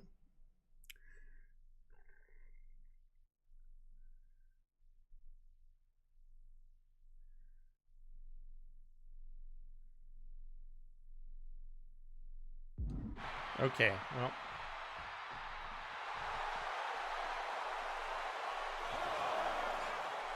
Come on, Rick.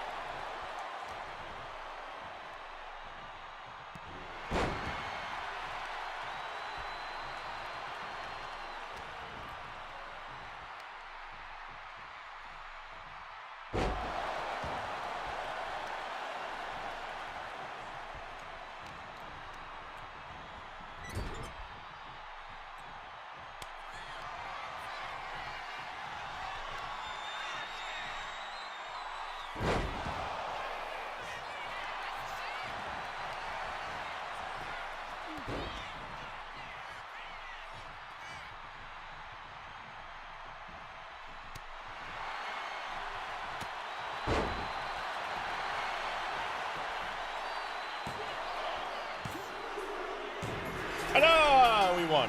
Aha! And somewhere R-Truth is laughing.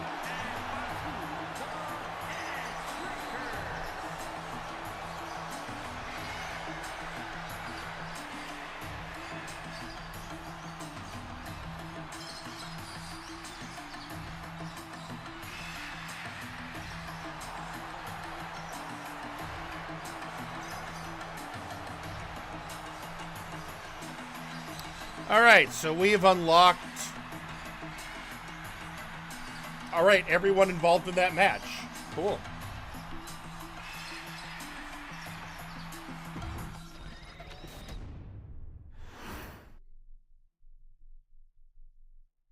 Hey, let's put this in the simplest of all terms. Dwayne "The Rock" Johnson is the biggest celebrity on the face of the planet today. Now, whether he's a blue chipper, the people's champion, or as we know him right now, the final boss, The Rock has always commanded all of the attention in the arena since the very first moment he made his WWE debut at the 1996 Survivor Series.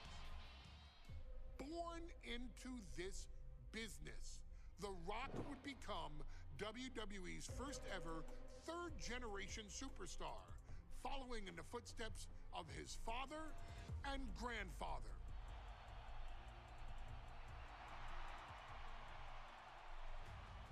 Who had competed in WWE rings before him.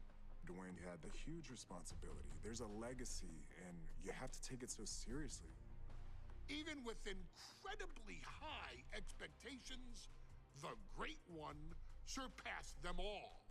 Along with the usual achievements, if your name is The Rock: 2 Intercontinental Championships, 5 Tag Team Championships, 8 WWE heavyweight championships, a Royal Rumble victory, not even to forget the fact that The Rock once led an entire nation. The Rock has one of the more noteworthy feats in WWE history, earning WrestleMania victories over Hulk Hogan, Stone Cold Steve Austin, and John Cena. Each of these men are known as the faces of their respective era. Each of these men found out what happens when you go one-on-one. Oh, you know the rest. Of course, The Rock rivaled Stone Cold Steve Austin's popularity during the vaunted Attitude Era, tearing opponents down with rock bottoms and people's elbows while tearing them apart on the mic with cutting one-liners and catchphrases that are still recited to this day. If you smell, know your role and shut your mouth. He ended CM. They have to blur out WWF on microphones from that era. WWE champion at the 2013 Royal Rumble as well, after having only competed twice over the previous 9 years, displaying the always ready mentality and physical conditioning on which he has built his global brand. But you don't need me to rattle off The Rock's resume to you, now do you? Of course not. The man is an occasion unto himself. He has headlined the biggest events against WWE's most iconic superstars and has always found a way to, how does he put it? Layeth the smackdown on some jabroni's candy ass. I couldn't have said it better myself, although I think I may have just done that. But indeed, he has. On a Thursday night in February of 1997, The Rock, still known as Rocky Maivia, would find himself challenging for the WWE Intercontinental Championship. Only a few months into his tenure, he would be matched up against a face that would ultimately become one of his most familiar and hated rivals, Triple H, Hunter Hearst Helmsley. Seemingly overmatched by a more seasoned opponent, a youthful Rock would demonstrate all the traits that have come to define him in the years since. Tenacity, high IQ, and that legendary Samoan strength to ultimately surprise Helmsley and kick off the first championship reign for Rocky Maivia. It would be the first step of a journey that has ultimately led The Rock into the pantheon of WWE's elite. So now it's all in your hands. It's up to you to showcase the undying drive that makes The Rock the hardest worker in the room to deliver a shocking upset against the Greenwich snob himself. Guide The Rock to victory over Triple H at a very special Thursday Raw Thursday to give the first jolts to what would become the most electrifying career in sports entertainment. Now, what a lot of you talking about in chat, I mean, I personally agree Rocky Johnson deserves some love and attention. I don't know how the contracting would work. A lot of it is, how much of the rights do they have to use Johnson? And especially, he has passed away, so he can't sign anything himself. So, I don't know.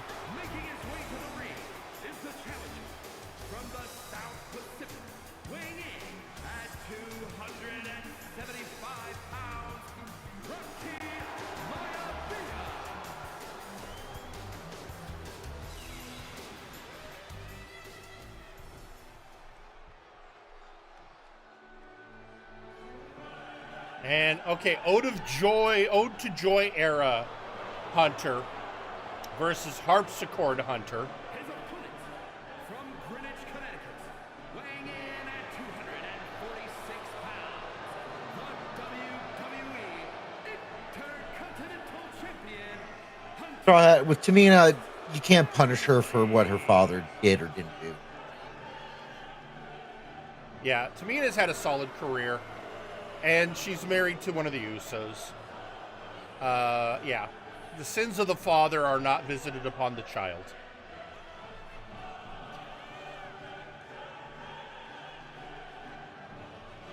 Is that?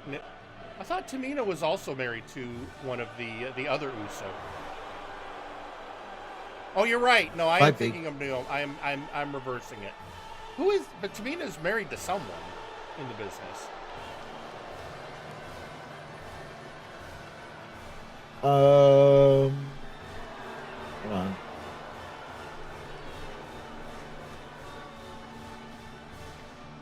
Brandon Polamalu?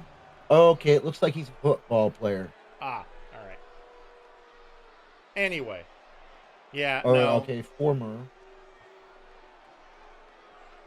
But yeah. He is not a wrestler. Yeah. But yeah, you're right. I was confusing it with Naomi. You're right.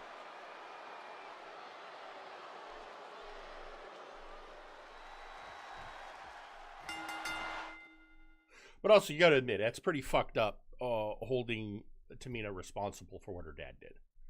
So. Yeah.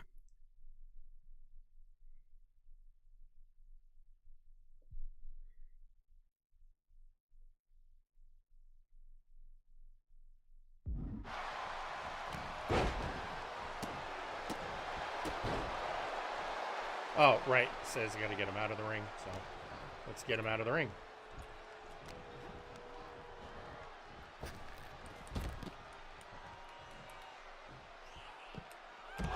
Oh.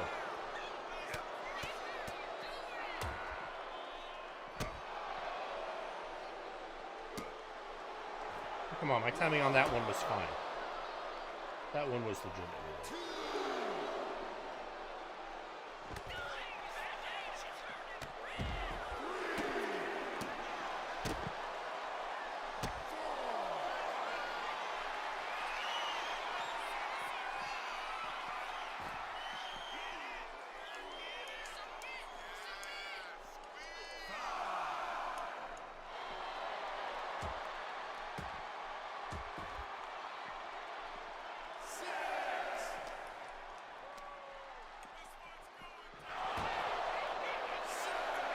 Yeah, I think one anime I got to get back finishing now that I got on this anime kick with Sakamoto Days.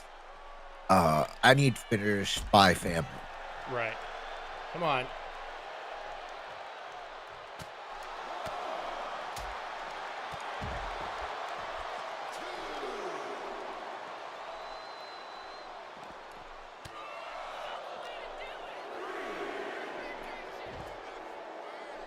All right. What's my next? Okay, now you've got some momentum. Take to the sky and hit Hunter with a top rope dive. Okay.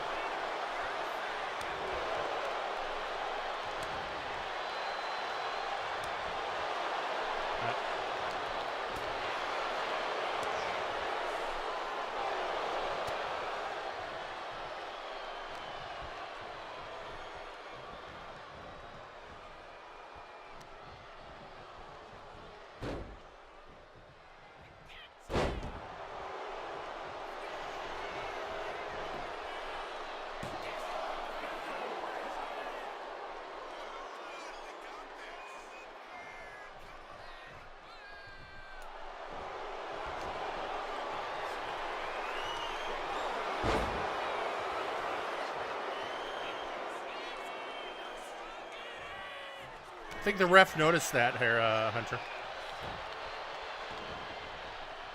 What do you mean?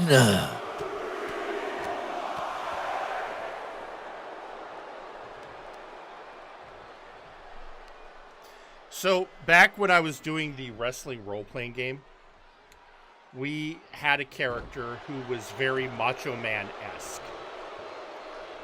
And, come on, I hit that.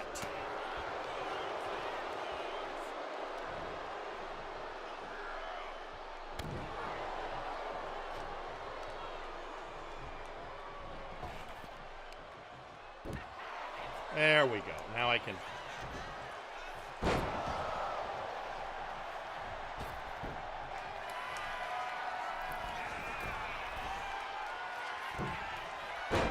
There we go.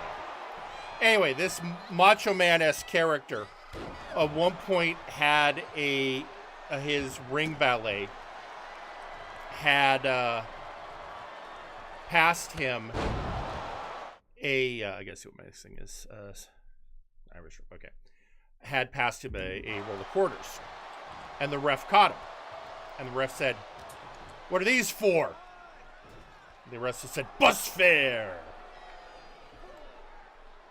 Okay, maybe it was funny back there, especially in the Macho Man voice.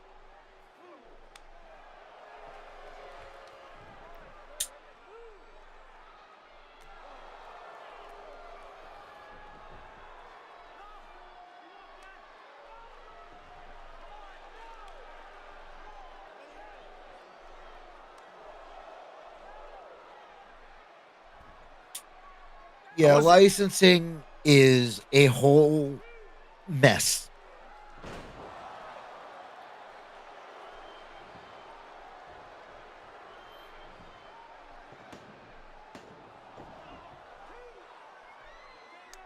Yeah, I mean, we had this discussion on Saturday when people kept asking about questions about properties that are in the Universal Parks but are actually owned by Disney. And it's how the licensing was written, and licensing can make things very strange. And just you say, "Oh, we want to see this thing," you know, you might not. The rights can be a tangled mess.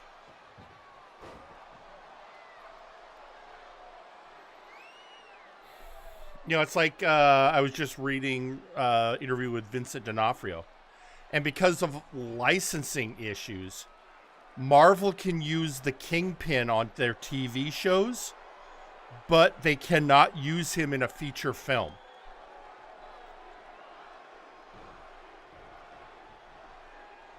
Sounds about right. Yeah, the thing is that essentially every iteration down to, say, if you have a Superman knife and a Superman fork, those can essentially be two separate licenses. Even if they're bundled together, the individual item may have its own licensing agreement. That could just be how it's negotiated. Okay, so here's the problem. I missed 2 objective awards because I didn't get a perfect.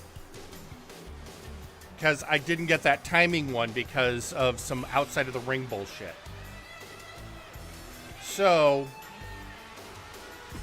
I gotta do it again. Sasquatch, a lot of independent wrestlers and wrestlers who manage to maintain their own IPs. That's one of the big things.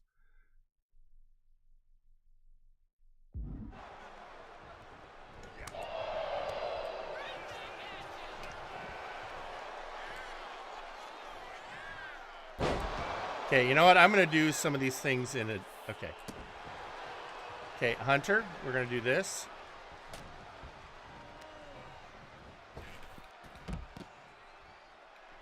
I know where I made my mistake last time.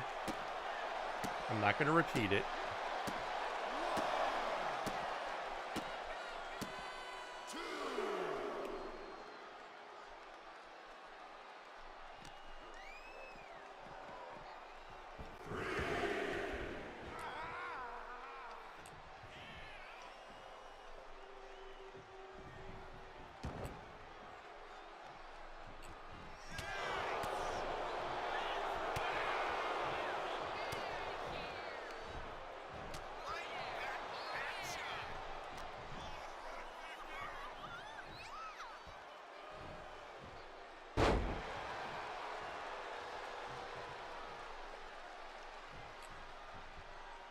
Come on. Oh, right, there we go. All right, now Yes, Sasquatch Wing, and of course it can depend who managed to snag the rights after the person's passed. It could be a dick family member, it could be a genuinely caring family member. It could be a genuinely caring family that doesn't want any of this shit to go out. Art. Yeah.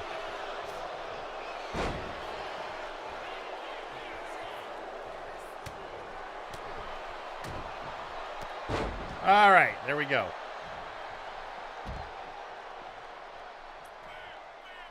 And the whole thing with Vince is like, yeah, if he could, he'd control your name and own the rights to anything and everything. But he also had to deal with the fact that he had to bring in talent that had already secured themselves their names. Yeah. And he couldn't change them.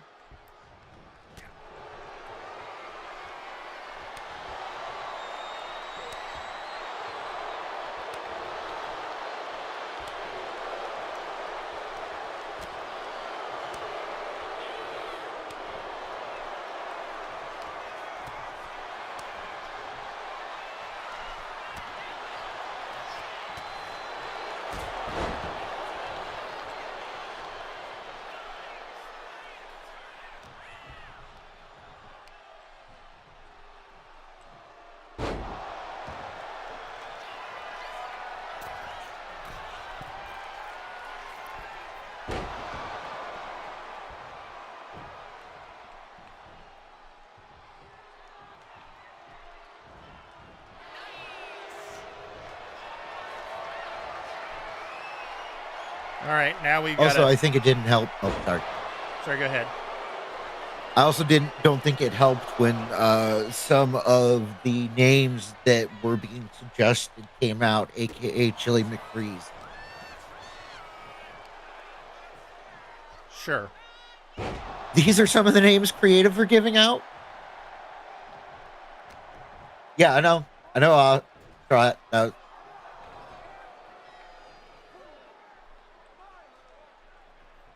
I was saying that was just an example of poor nicknames coming out of creative. I'm trying to remember some of the other ones. Well, they were originally going to call Draws, if everyone remembers Draws. Because he had the ability to puke on command, they were initially going to call him Puke. Yep. And then somebody talked Vince out of it.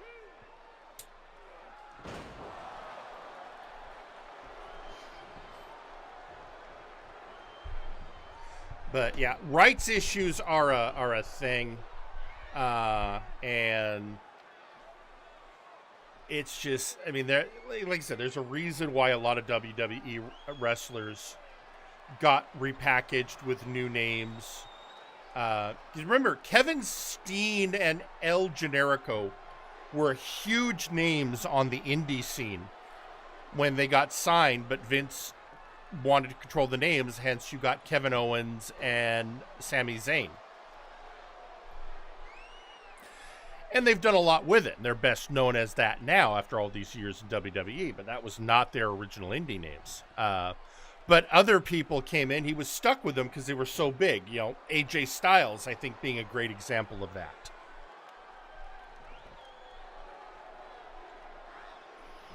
So, you know. Well, initially he started dealing a lot with it when they bought WCW. Oh, sure.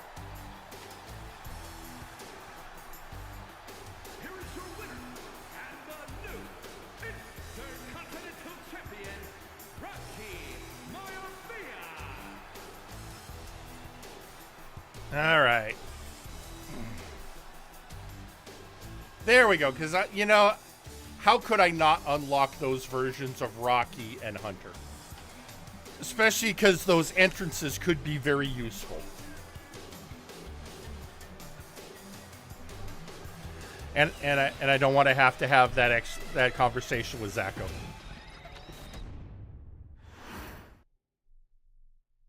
Yes, Straw Hat, German U-boat pilot. In a family of elite combat athletes and top-tier performers, the final boss has always stood out. even when he was just a blue chipper. But there wouldn't be a final boss. There wouldn't even be a bloodline if it wasn't for The Rock's grandfather, the High Chief Peter Maivia. You can think of him as the first boss. Predecessor to the tribal chief.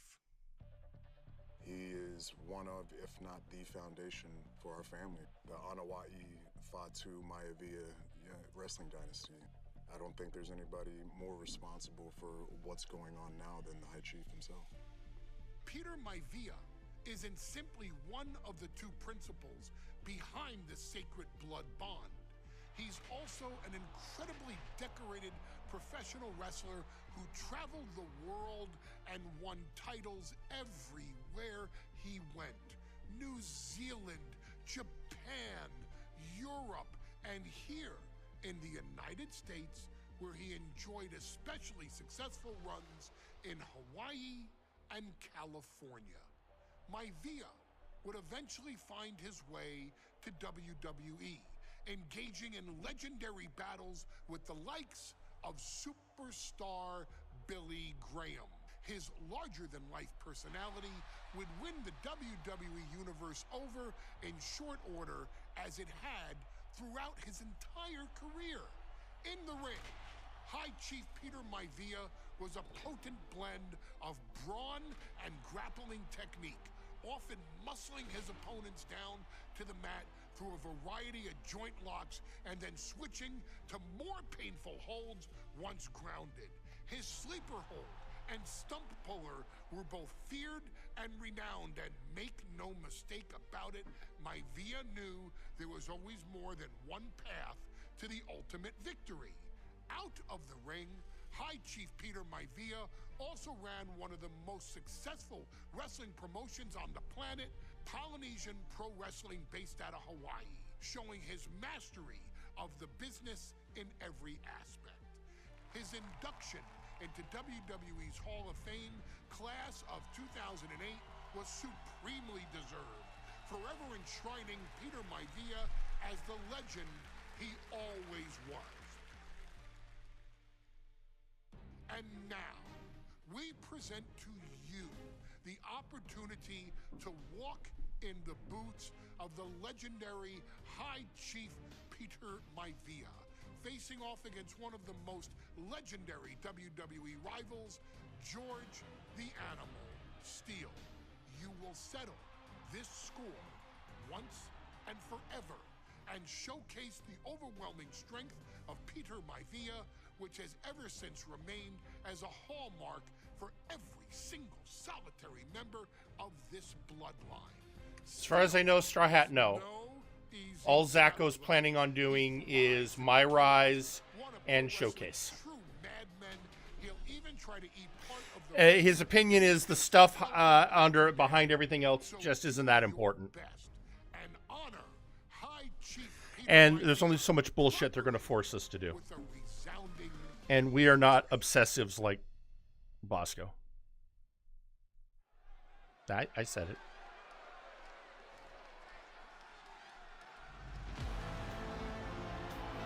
Of course, with Bosco, it's like he's not going to let the game beat him.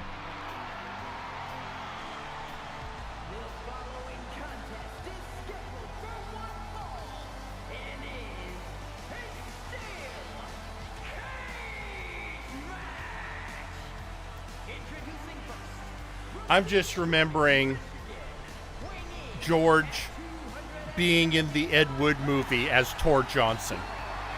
Yep. Which is almost typecasting.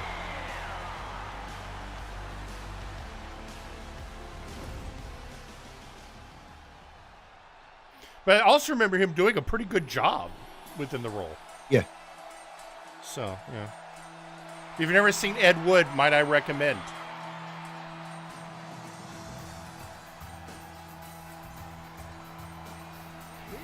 So, one of the comments The Rock made while making the first Moana was they showed him the final character design for Maui. And of course they based it facially as much as they could on Dwayne. He looked at it and said, He looks like my grandfather.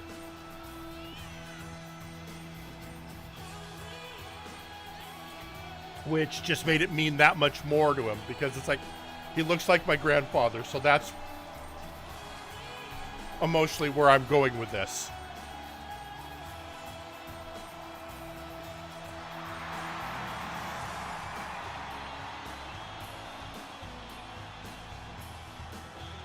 Yeah, again, that's, you know, Brainy, that's exactly what's going to happen.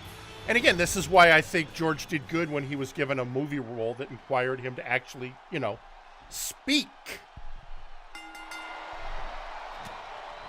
All right, let's see what our goals are. Take the fight to George. Okay, so we're going to punch him. Put together with a strike to grapple combo. I can do that.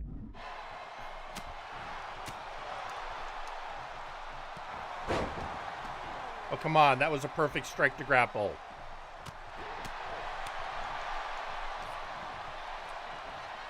Okay. Okay. 1, 2. Okay, hang on. 1, 2. 1.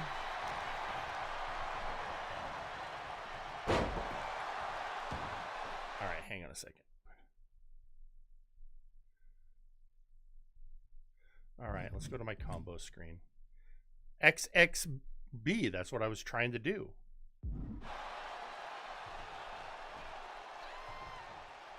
Bomb, bomb. There.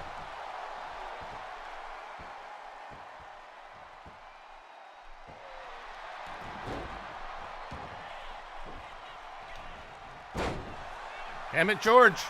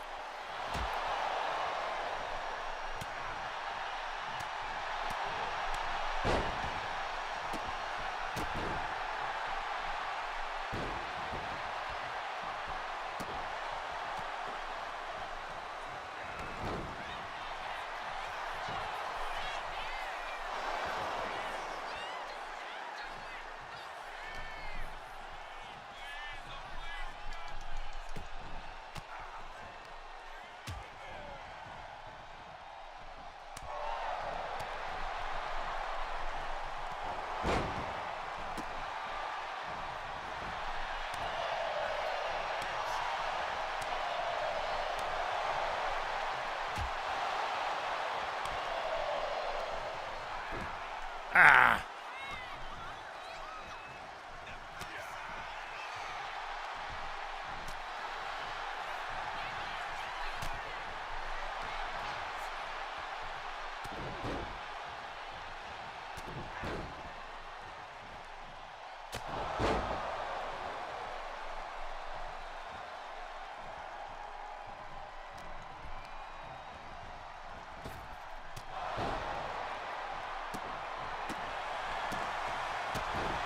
They've given us a long bar to just beat on George. There we go. All right, next. When opponent opportunity standing near an opponent with a signature sword. Okay, let's see if it'll.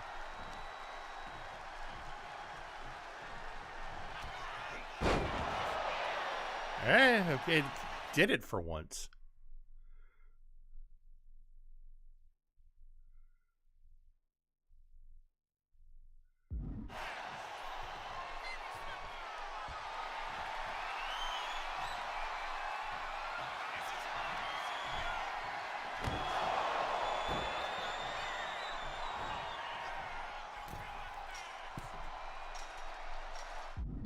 Okay, climb. Let's see.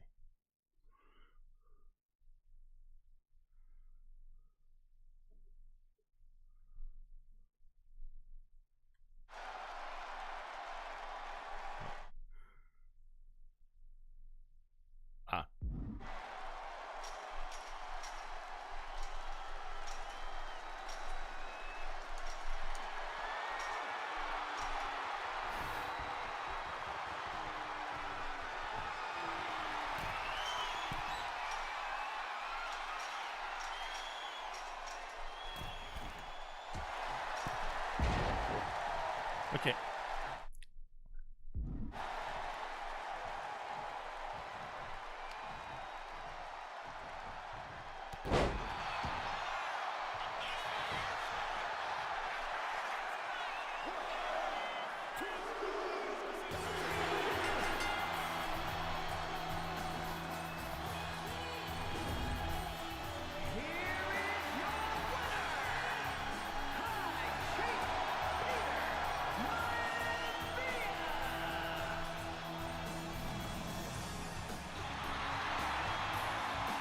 All right. Well, we got that one done. Yay! More stuff unlocked. Bob, how many matches are there in Showcase?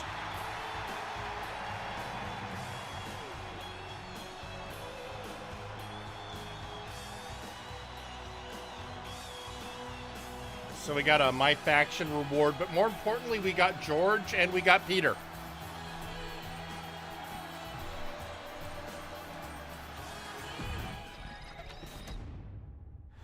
Now we just need Ringo and Paul.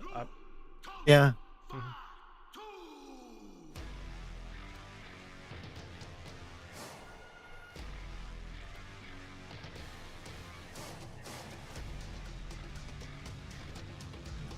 All right, let's see. Because this is all right. So we did that. 2. That was 4.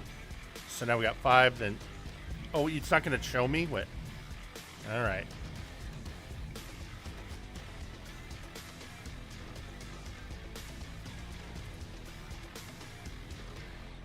Well, let's get in for Naya.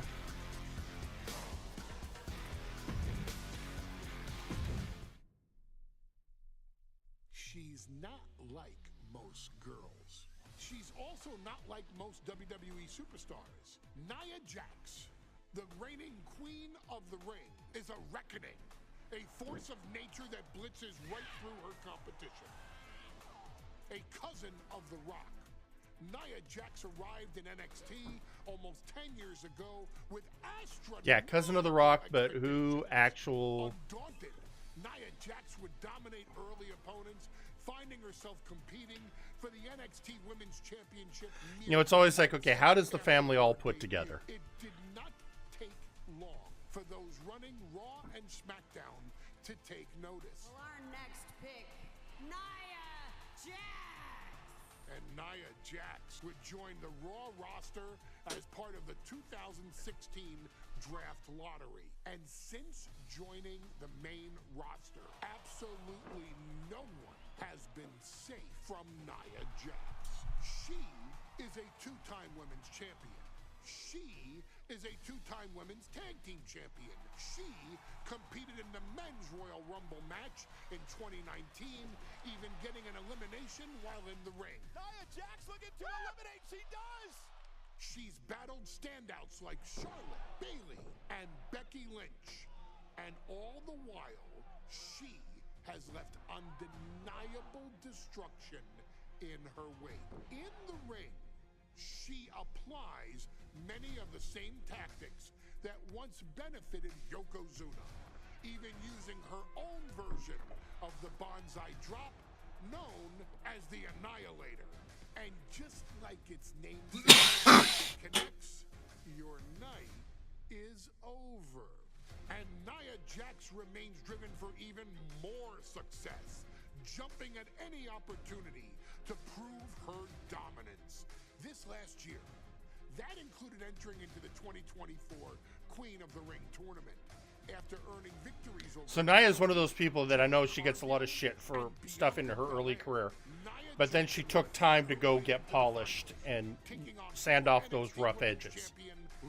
Absolutely. That was one of the things I was thinking during this is that I'm so glad that she got better. Because I never had a problem with her as like a person. She always seemed very nice. Yeah. But I just she didn't want her hurting anybody else. Yeah. And But now that she's not. Yeah. And even though it benefited Becky Lynch tremendously. Yeah. It was still not something. And I think that was also the wake-up call to Nia of, okay, I can't keep doing this. And, you know, Go ahead. You repeated just what we've just been saying. Yeah. Yeah. And so, you know, she got the training needed to, you know, be the kind of person you need in the ring.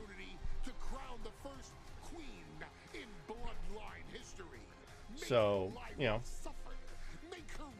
But again, I think this shows up the issue that, like we were talking with Tamia, people will not let shit go.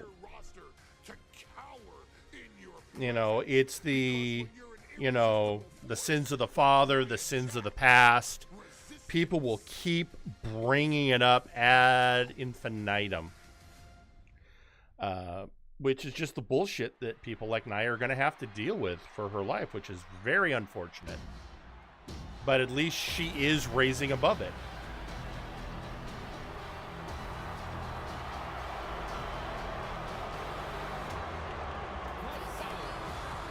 Well, it's like in this game, for the women's division, they have classified Nia as a giant, which sort of befits her her style versus other women, which is the best way to do it. It's like, I think Paul kind of said it right when you treat her like Yokozuna or the female Andre in so many ways. That is what would work and what does work. You know, she's not going to be one of the flippy Samoans. That's just not how it's going to work.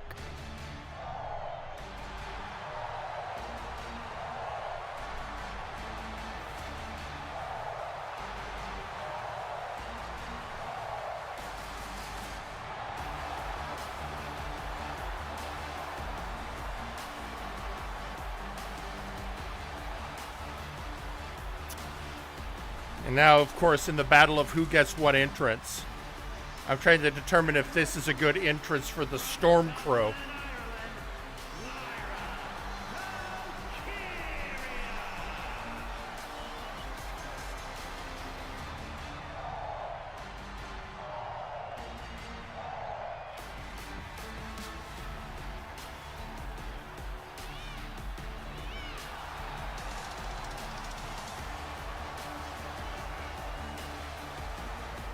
Well, I mean, Yokozuna was the first one in this whole thing, so I think that shows his position in the family. Oh, but you said for Maivia specific, because what, Yokozuna is an Anoa'i. Yeah, Anoa'i. Anoa'i, whereas, yeah, you're right, Nia is a Maivia. Of course, they married into each other, so it's all one giant family. Yeah, honestly, trying to do the separation between the different bloodlines within the family is damn near impossible at this stage. Especially because they all consider each other family. I'm trying to remember what his first name was. Who? Yokozuna. Rodney Anoa'i. Yeah.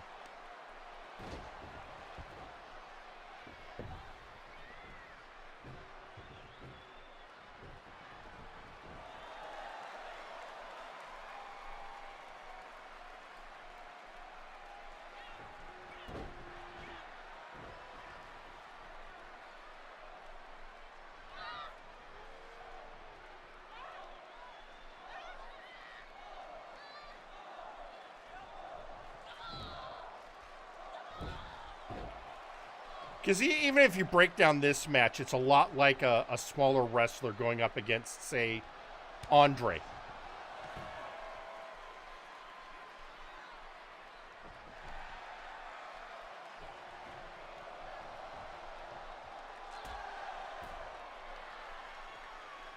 You know, I would say this is a lot of cutscene. All right, so what's our thing now? More fun to hurt your opponent outside of the ring. Okay, outside the ring. When you're outside the ring with a standing grapple. All right.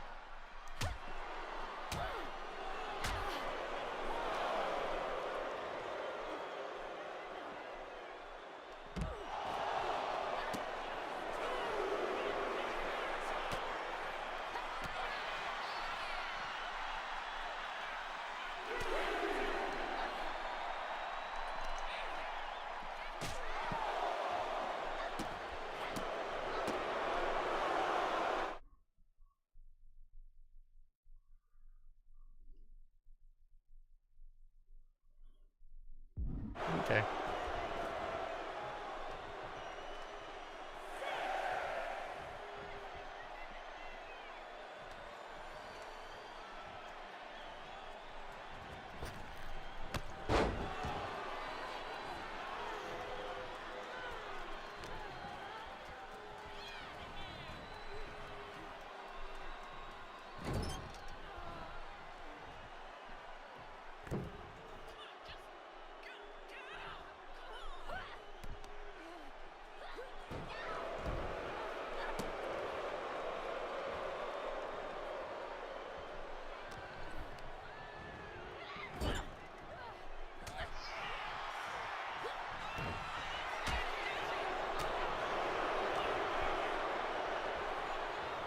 Okay, as we were saying,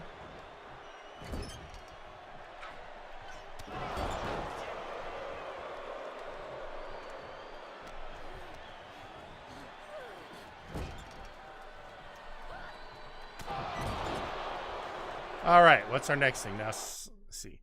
Now, smash ladder with 2 of your Samoan drop variations. Grab. Okay.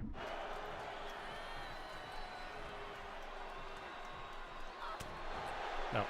Oh, get up.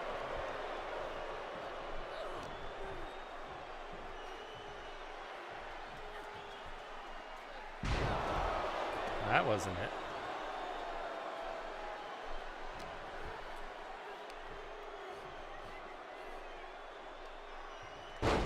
There we go. There's one.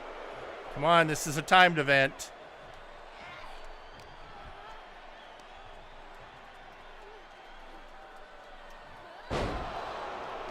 There we go. Now, Irish whip into the corner where I can dish out more punishment. Okay, well.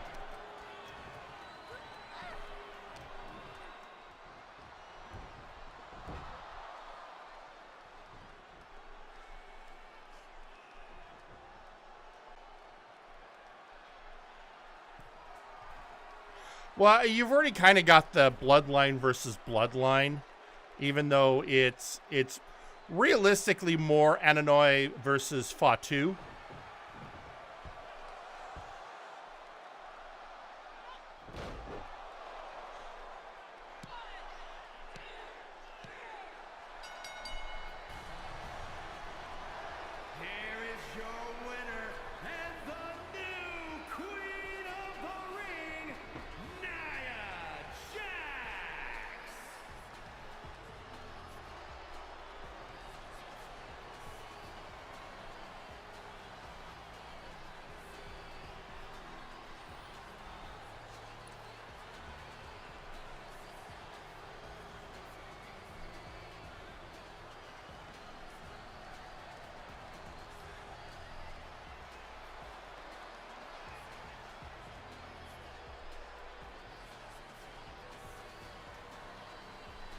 She certainly had a better blank of the ring of the winners in the past. Oh yeah.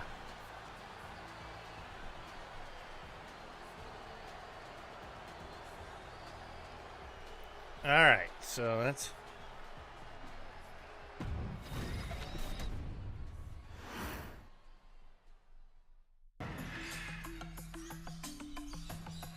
okay. I want to, before we get on to our next one, I want to check something real quick. Now that we've been doing these unlockings. Where is this going to?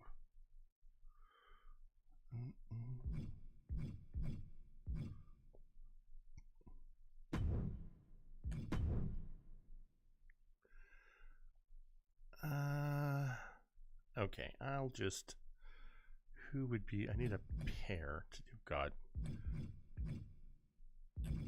Yeah, this will be hilarious to do with the Dudleys. I just want to look for a couple things here. All right.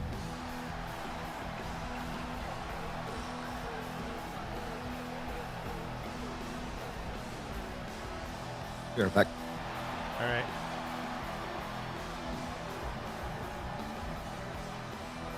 Ah.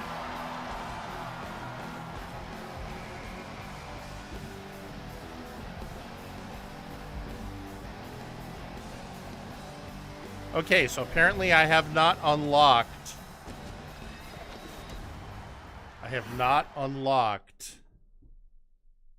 The Wild Samoan entrance yet. Okay, well, let's do a superstar entrance. I'm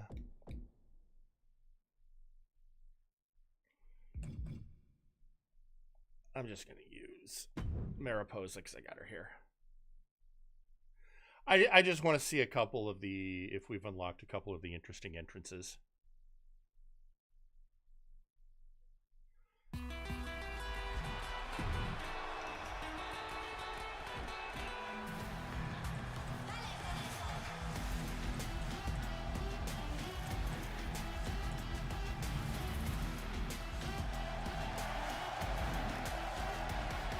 I'm back. Welcome back. I just want to see if this...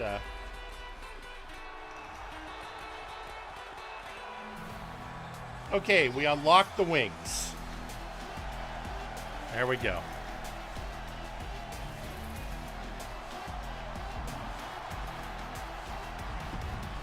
Car!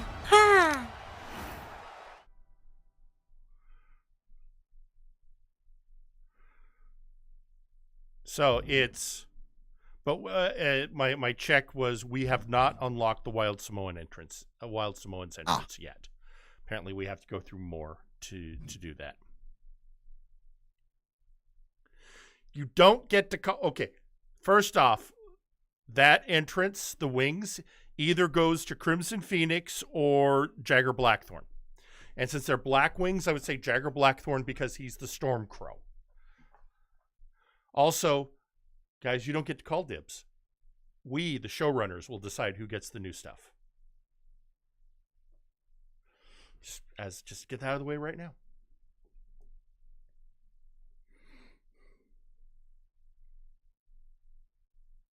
Let's try to think. Well, we'll see. All right, let's get back to... Yeah, we got. I think we can get at least one more in.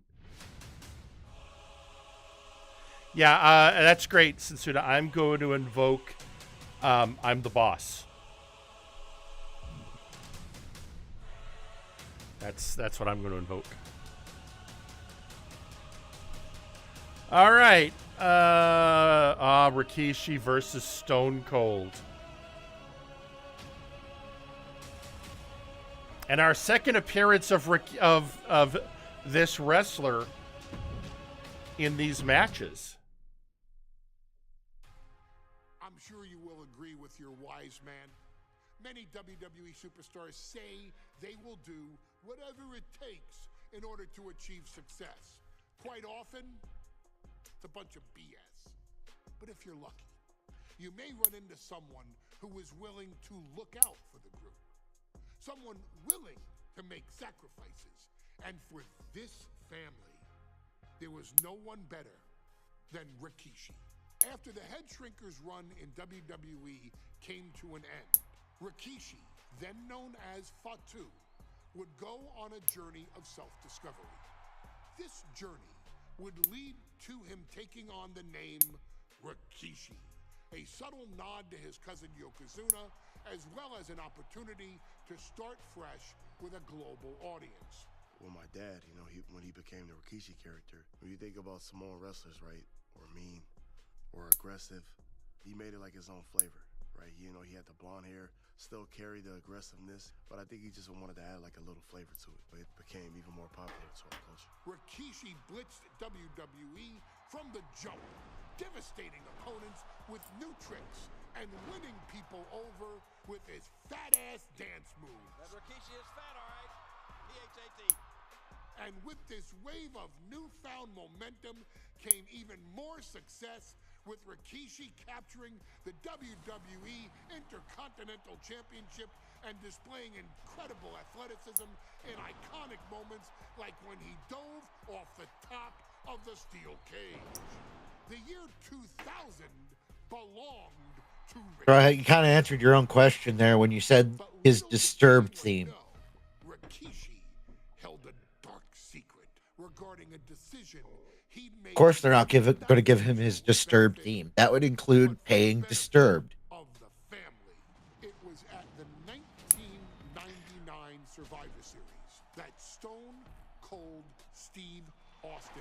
was hit by a car in the arena. Doesn't matter. Straw Hat changes every year. That night for the WWE Championship. For nearly a year, all of WWE was consumed with figuring out who was driving that damn car and why Austin was targeted in the first place. The verdict came in. The car was driven by Rikishi. Rikishi would stand strong. Stone Cold Steve Austin. I didn't do it for me. I did it for The Rock. What? Rikishi would lay out And that's become a meme. Long gripe that WWE preferred Steve Austin to The Rock, and so Rikishi had made sure that The Rock's only competition had been removed from the picture. Rikishi sacrificed his own popularity to reach this goal. The Rock thrived while Austin was on the shelf. For Rikishi, the struggle and fall was all worth it. Rikishi knew that he would eventually have to face off with the Texas Rattlesnake to answer for his sins. And he welcomed that meeting with open arms. What Rikishi was unprepared for was for WWE to stack the deck entirely, looking to make Rikishi pay for taking out their golden goose. Stone Cold Steve Austin was allowed to drive his truck directly to the ring and was generally given the freedom to do whatever the hell he wanted in the name of revenge. We are going to make things right. This time, when Rikishi and Stone Cold Steve Austin lock horns, there will be no stacking of the deck. Someone Oh, a lot. If I'm hearing right, there's about 17 matches, and I think this is number 5 or 6. We are definitely not finishing this tonight. that has led this family to victory time and And there's a good chance if Zacho gets everything working and we have Warzone next week, I will end up just doing it all offline. Cold Steve Austin that you will do anything for the people.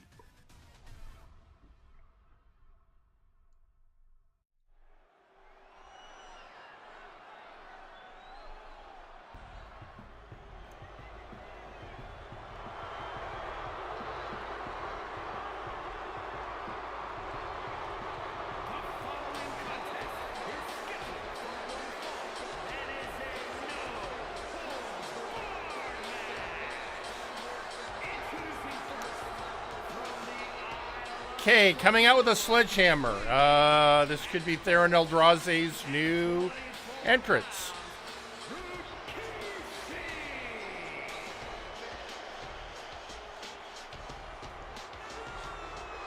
Or depending on how much we play into the... Nah, I don't see this work. I mean, maybe for Johan, but I...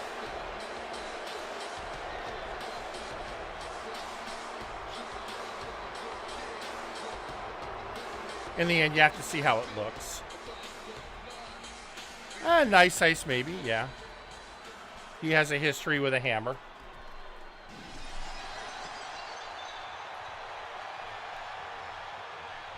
Could say he has hammer time.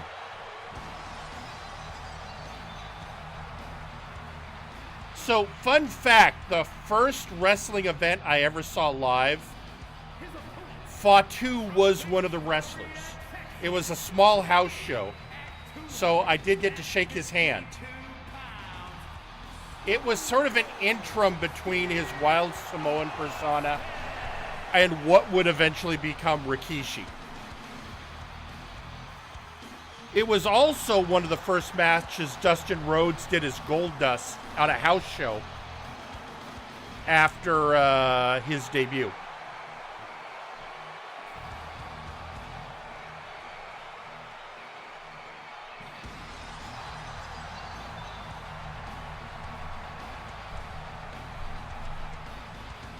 Oh, we're not talking 96. We're talking 94.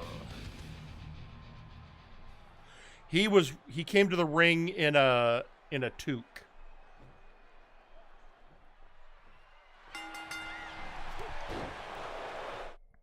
All right, so we're not scared. Take it to Austin, get him out of the ring, and beat him down. Okay.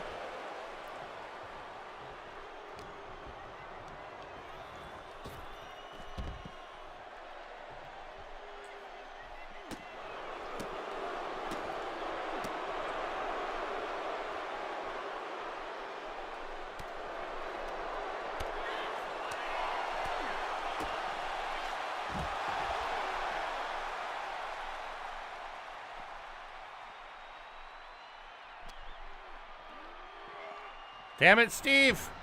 I'm supposed to beat you up outside the ring.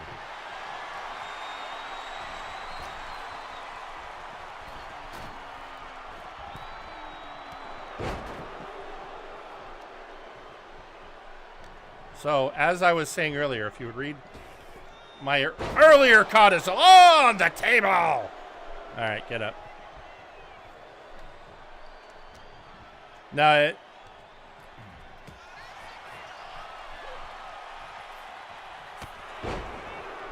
okay, yeah, but I'm supposed to be beating you up outside the ring. Because the thing says so.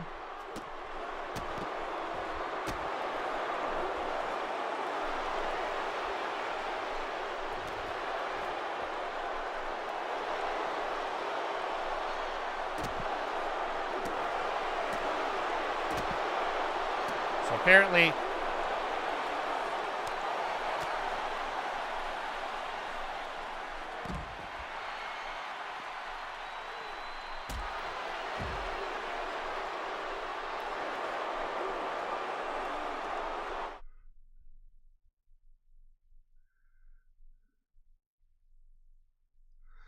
Okay, so bring him to the entrance side of the ring, okay.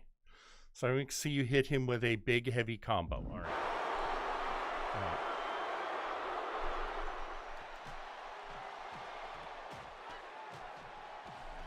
right. Did that right, okay.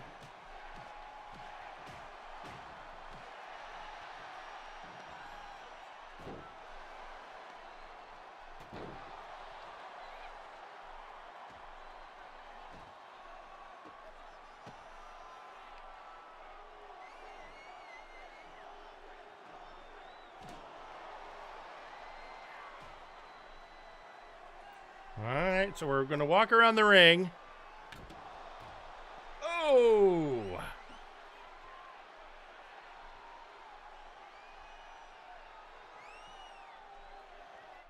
Alright, so let's see. Now send Stone Cold into the barricade to have him.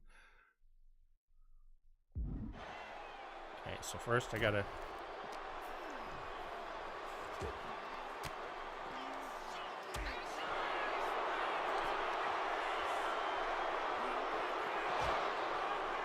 There we go.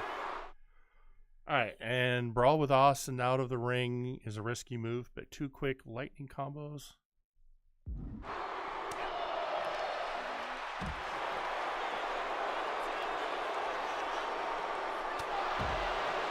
No, come on.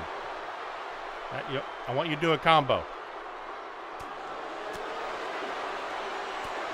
1.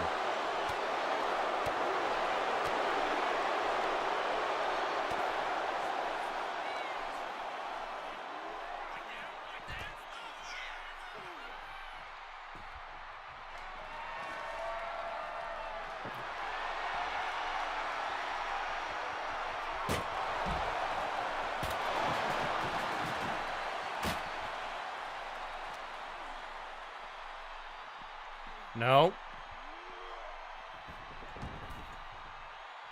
Well, I guess it doesn't matter where I am. Oh, got to be out of the ring. Okay.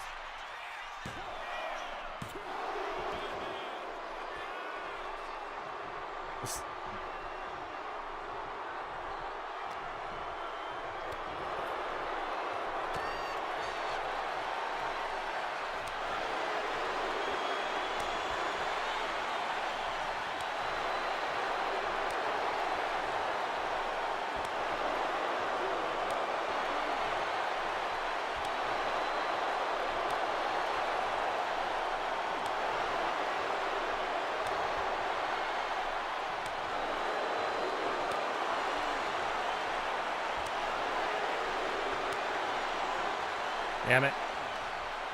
That one started later than I expected.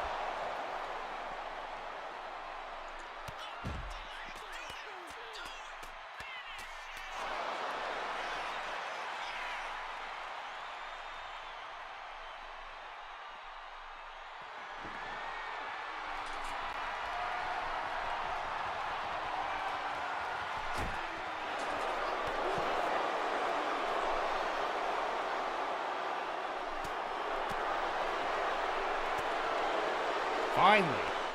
All right.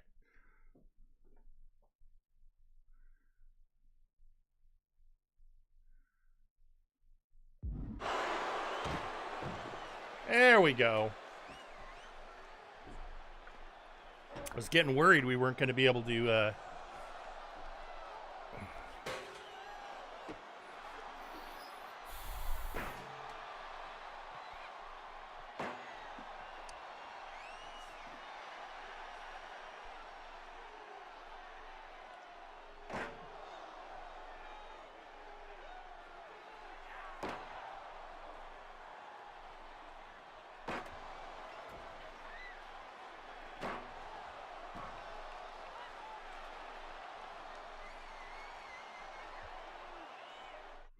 All right, so for The Rock, for the people, make things right and defeat Stone Cold.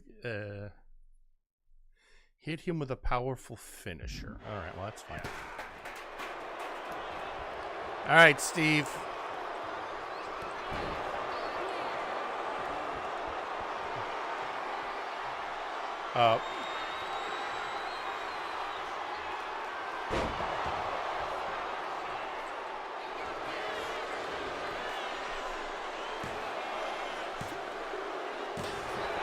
Well, there we did it. That one had me worried.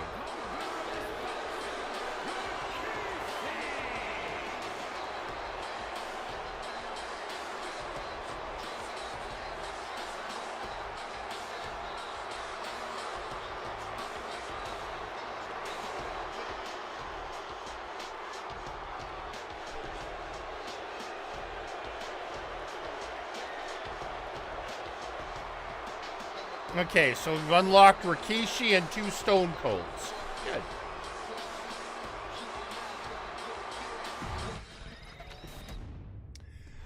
But, let's see. So, yeah, we've done...